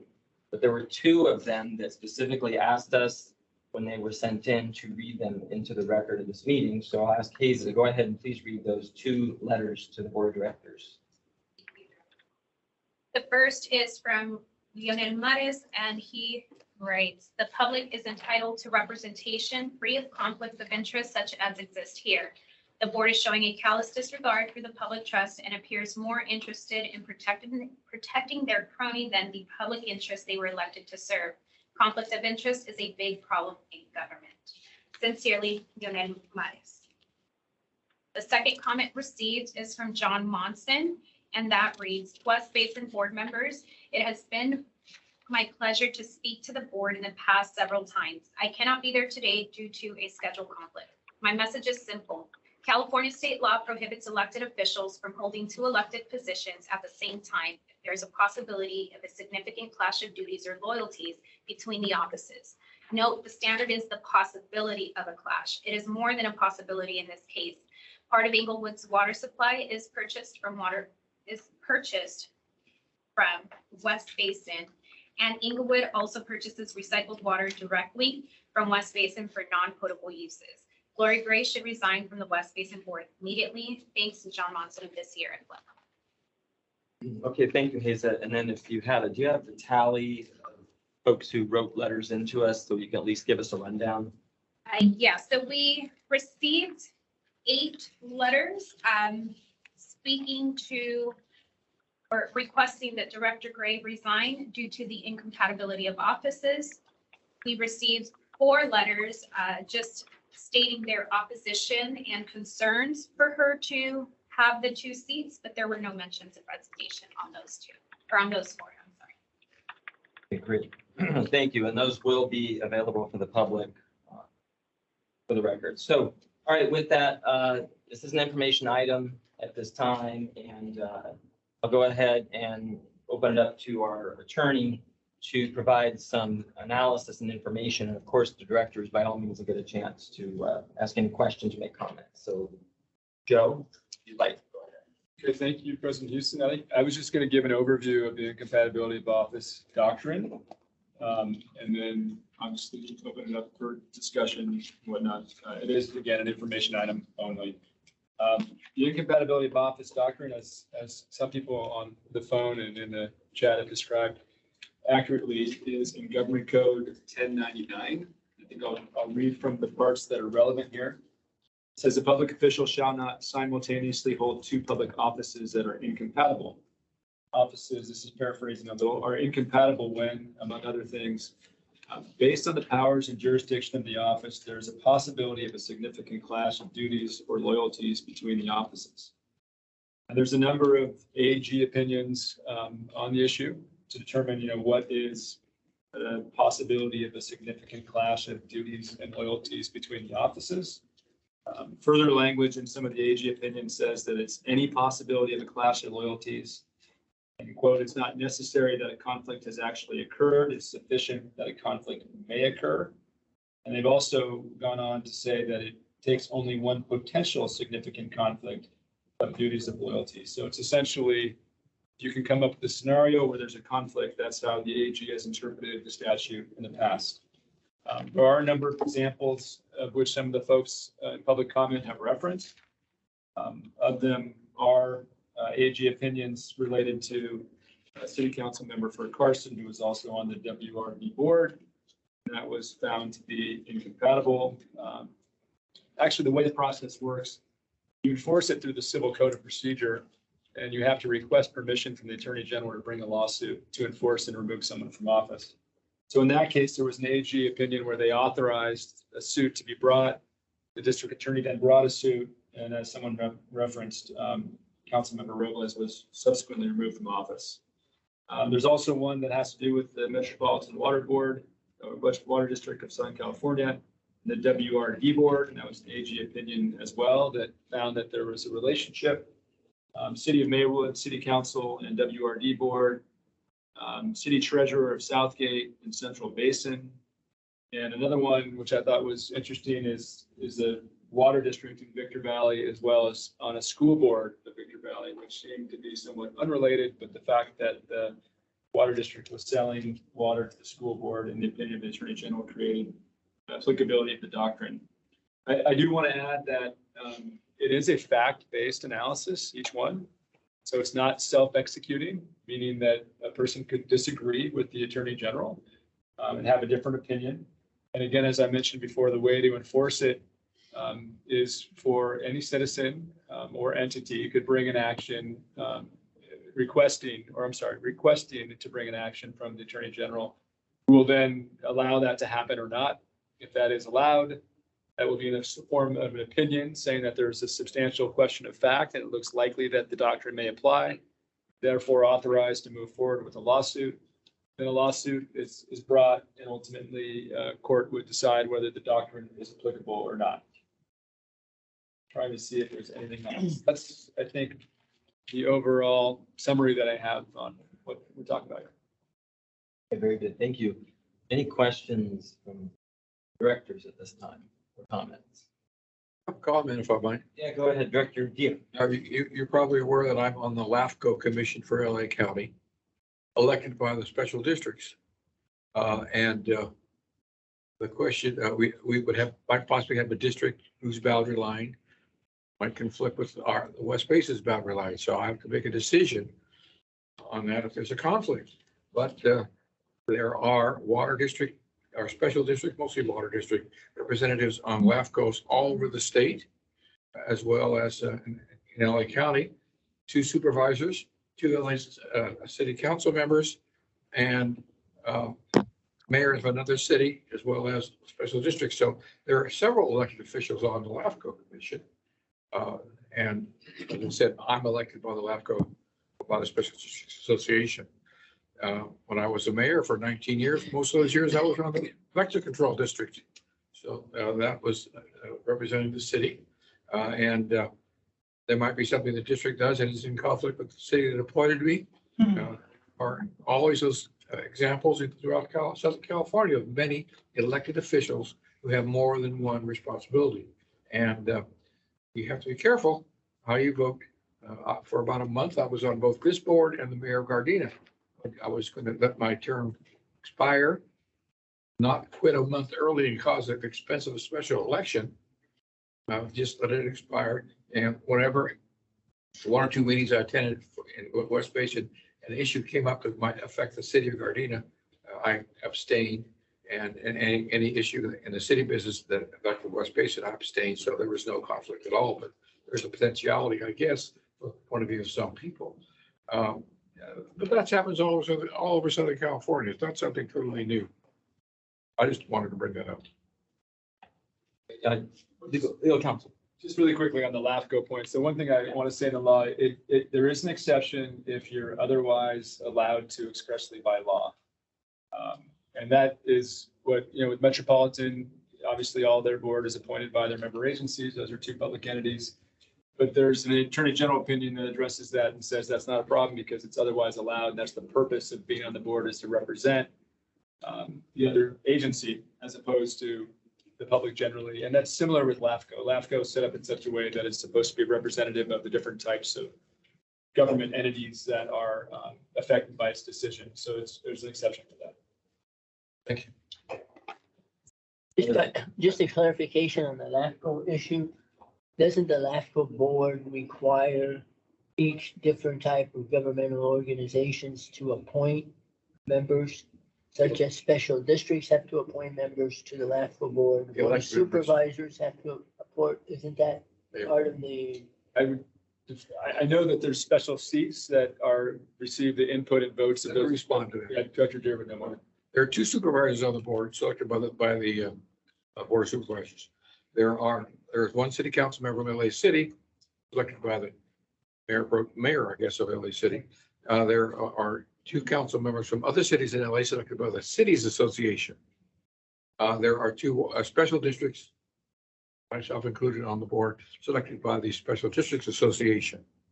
And then there's also a seat for the public at large, picked by the LAFCO board itself, and a seat for the public at large in San Fernando, selected by the city of LA. So there are various ways that one gets appointed to that board. Criteria. But we all have potentials on conflicts depending on what the issue is. Other questions or comments?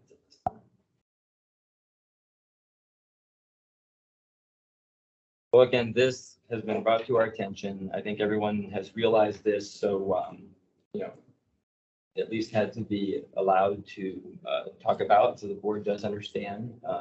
So with our legal counsel, from your perspective, it looks like this is an incompatible office. Based on the attorney general opinions and the precedent, I think it's substantially likely that it is.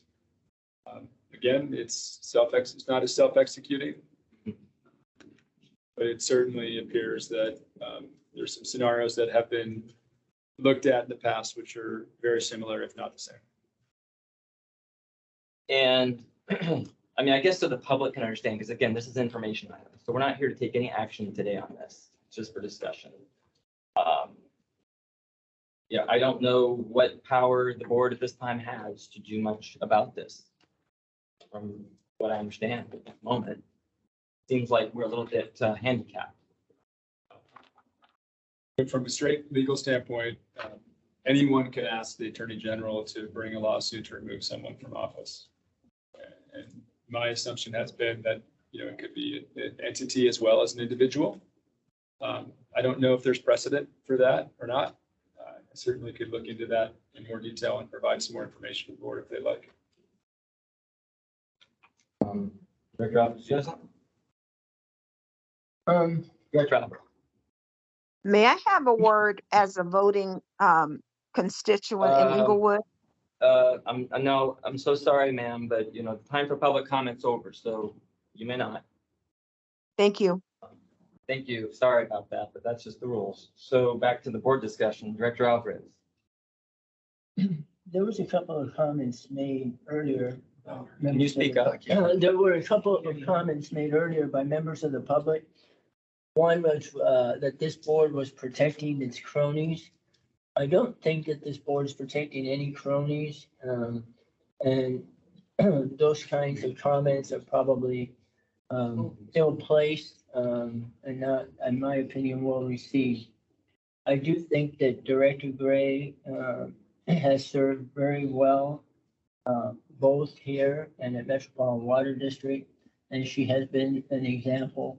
And I personally have been very proud of her and have supported her in all of her efforts, and most recently in her election to the Inglewood City Council. Subsequent to her successfully winning that election, and she did an outstanding job. She then took that office, and that does bring us to this issue of incompatible offices. And I think that as General Counsel has basically summarized, in all cases where you got two offices where there's potential overlapping jurisdictions, they have always been found to be deemed incompatible. And the government code section that was cited by General Counsel does go on to say when two public offices are incompatible, public offices shall be deemed to have forfeited the first office upon acceding to the second. And so I think that that is something that's out there and needs to be considered. And at this point, I think that Director Gray will look at the overall situation, and I think ultimately we'll do the right thing. And I look forward to that. Hope that we can overcome any of these allegations that we're cronies, et cetera, here at this board. Very good. Thank you, Director Alvarez. Anyone else want to comment at this time? I'd just like to echo, William. I'd like to echo Director Alvarez's comments. I've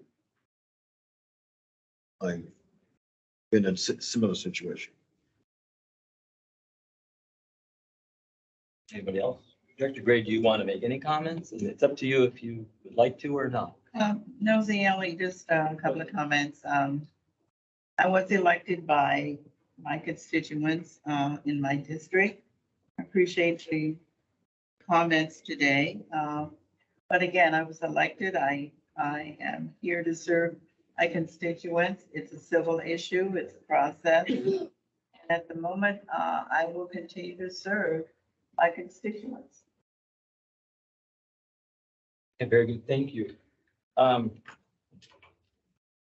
echo what Director Alvarez said. I would love to see the path proceed where Director Gray would do what I feel is the right thing. Because over the years, as I've been involved in local politics, including running for water board, it's pretty clear, especially the cities we directly sell water to, that it's an incompatible office. That's what everyone's always told me. And so we have a handful of cities in the West Basin service area that are our customers. One of the public comments that was made was that Director Gray could serve out her full-on term, and or Director Deere said he did a month of overlap, but Director Gray has won a 4-year term to West Basin, as well as around a 4-year term to Inglewood. So that is a long time. So they're talking apples and oranges, those comments. But all that being said, I will just say that we are in a very awkward position. It is what it is. And I don't like being up here having to have this discussion right now, but it has been brought up multiple times, including obviously in the press and including one of our own board members saying we should have a legal opinion.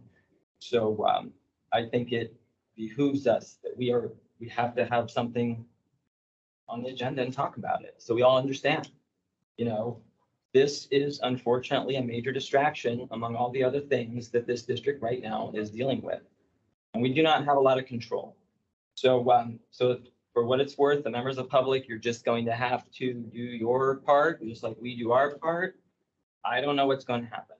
I will say one thing that also adds to the awkwardness and precariousness of this situation is we are in the midst of our budget process. We are in the midst of setting water rates for our customer agencies.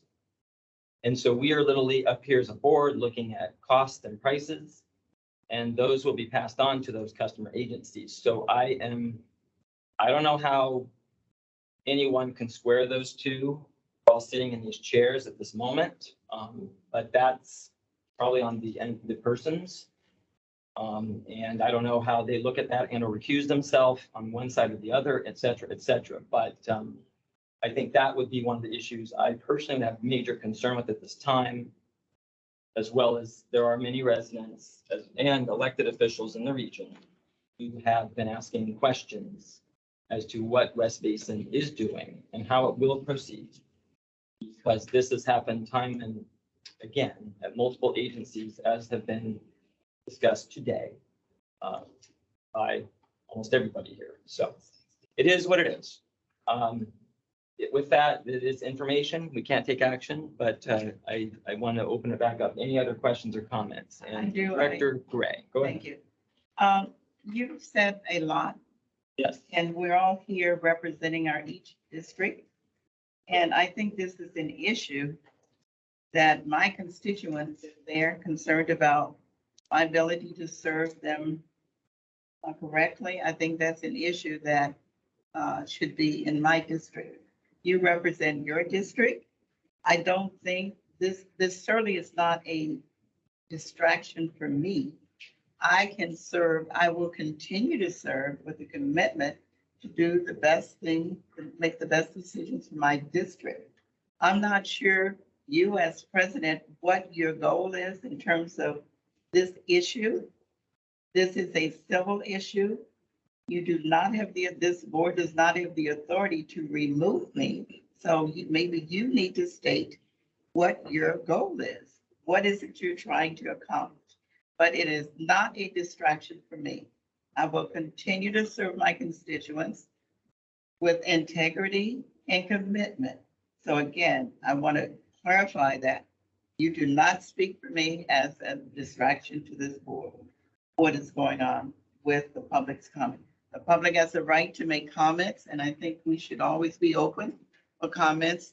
I will be certainly interested in comments from my constituents in terms of my ability to serve them. I was elected by them, and I will continue to serve by them. This is a civil issue, not the authority of this board to remove me. So I'm not sure what your intent is, because I think the distraction is the time we spend on an issue that may not have an impact on what we do here at West Basin. Thank you. Thank you, Director Gray. Sure. Anyone else? Questions or comments? I have no personal agenda, only to bring information forward to the public as has been requested by multiple people, including one of our own board members who said that we should have legal opinion. So the only way we can usually have legal opinion is in an open session. So with that, the members of the public have heard what's gone on, and you can decide how to work with Director Gray. But she is a member of our board, and we will continue to work with her and respect her elected position at West Basin. All right, with that, let's move on to the next handful of items. I believe, if I'm not mistaken, these information items are mostly on here because the PI committee was canceled, correct? So I think I will do this. Item B is district event, the 2023 water harvest. Maybe that's something you all needed to ask us quick questions about or not. Education programs update, we probably don't really need to hear that right now. Communications update, we probably don't really need to hear, right, Amy? Conservation programs, we probably don't need to hear really heavy. Water bottle filling station program, we probably don't need to hear that either. So I guess with that, staff and Amy, can you give the board a quick update on item 9B as in boy, the district event 2023 water harvest? Can you speak up just a little? Sure. Okay. There's two items in agenda 9B and on packet page 145. The one is just, advance notice that we do plan to go out to do a formal request for proposal from our district's e-procurement system to What page was it? packet page 145. Perfect, thank you. 145. To secure an event coordinator for the water harvest based on fiscal year projections for the event. And then the second thing that does request board feedback was a date selection, because in the proposal, we identified, we'd like to identify a specific date. We could do a range of dates, but at the same time, we still want to get feedback in terms of a potential event date with staff's recommendation for Saturday, October 14th, because the third Saturday of the month, which we have done before in the past, we do have information that the Taste of Soul is scheduled that time. And then we feel that the first week of October is a little early, and the last one is too close to Halloween, and there's a lot of more family, home kind of parties. So recommending October 14th and letting the board know that we do plan to do the RFP. And then in the table, there's a table on page 146. It just shows kind of the 9 months out of the year that we are in some form of starting up or wrapping up the event. So that's why we're coming to you in April, even though it's an October date. So I will conclude my. I'd like to make a motion that we select Saturday, October 14th. I don't think we need a motion. Do we need a motion? I don't think we need a motion, but October A 14th. decision of the board. Oh, we can, it's information, but we can tell them. Correct. Give them direction. Yes. That's my motion. Give them direction. All right, so October 14th works for me, by the way. Director Alvarez. That work for you? Do you think that's a good date to pick? I can't commit to an October date. Okay. So whatever date you pick is. And it's usually the morning Yes. and into about 10 to 2. 10 to 2. Okay. Director Williams, you're okay with October 14th? Seems like a good Well, day. that's, October's my birthday month, so I What? can't. I don't know. I'll try to be available. It's a Saturday. Saturday, hey, You have enough numerals for that? but don't worry about me. I'll be there. Good. I think, from what I hear thus far, though, it seems like October 14th will work, Amy, if you can use that to work for your planning. And obviously, the next high meeting, you'll probably have more details. Yeah, I think For it should us. become an action item when we have a recommendation to go through the process. Okay, great. Anything else you need under this item from us?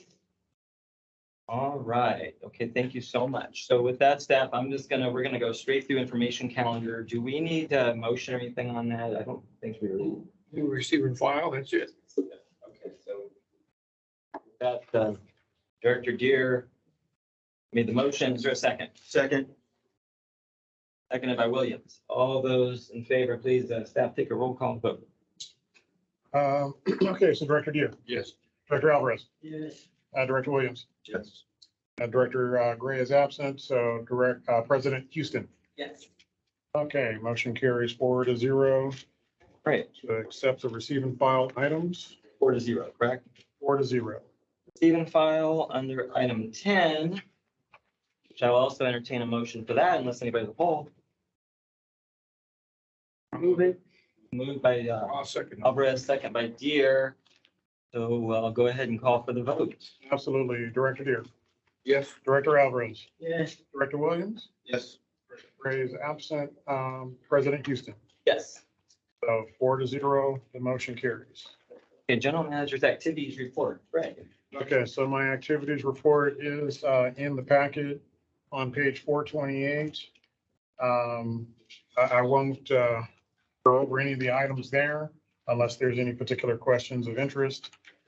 Happy to report that we do have a new hire that's on the top of that report for our operations department, our operations technician. But other than that, happy to file my final report with the district as I look to move forward into other career opportunities. Okay, very good. Thank you, Greg. Any questions at this time for our general manager? Seeing none. And thank you, Greg. Thank you also for your service to West Basin. Thank you so much. Appreciated. Let's see here. Our general counsel's report. I have nothing. To report, and we will have closed session momentarily. Yes. Any questions for general? Who's this? This is Jim Kennedy. I'm allowed to make a public comment on this item. On the, General Counsel's report. yeah, sure. Go ahead, Jim. You got up to 3 minutes. Okay, thank you. Yeah, I just want to ask the General Counsel for West Basin if they've contacted the District Attorney's Office on public integrity to see if they have a clear definition and legal understanding of what a incompatible office is. It seems to be that some people don't have a clear understanding. Spoken on this. This is under General Counsel. I'm asking the General Counsel if they have taken action or are planning on taking action to contact the District Attorney's Office, because it's apparent that there are ways to take action and this board has decided not to take action. So someone's going to take action. So you should be prepared for what action's coming. He's had his 3 minutes on this issue. Well, he is public comment, but It's public comment. he has his freedom to say what he'd like to say. So Another person too. with that, All I right. don't know, Joe, if you can respond, but I'm happy to say that, I work for the district and provide legal counsel and advice to the district, and provided some insights here and can follow up as a district requests, but I'm not in a position to take any independent action of my own. So you're asking, you would take action if the board was to make a motion to ask you to take action. So the board has the ability to take action on this item. I'm not really sure what you're referring to. I thought I mapped out what the quo warranto process is at the agenda item, which was appropriate before, which was that any individual or entity does have the ability to request to bring an action with the AG's office. thank you, Jim. Okay, so with that, by the way, I know there's a lot of chat in here and I can't read that while we're sitting up here. So staff, somehow you all recorded all the chat. And can you parlay that to the whole board of all the comments that have been? Great. Thank you, Jim. Is that anybody else's hand up here? Because Just Jim. I accidentally hit mine by accident. Okay. Wonderful. All right, let's move along here. AB 1234, reporting compliance. Does anyone have anything to report? Report in writing. In writing, Director Williams. Director Alvarez, any report? No. Deere. Director Gray is not here, so I'll just say on the 13th of April, I attended a briefing and plant tour with the South Bay Association of Realtors. That was excellent. Thank you to our staff for being there and accommodating that. And then also on the dates of April 16 to 19, I was in Washington, D.C. for a legislative trip, along with Matt Bay and from our staff. And of course, our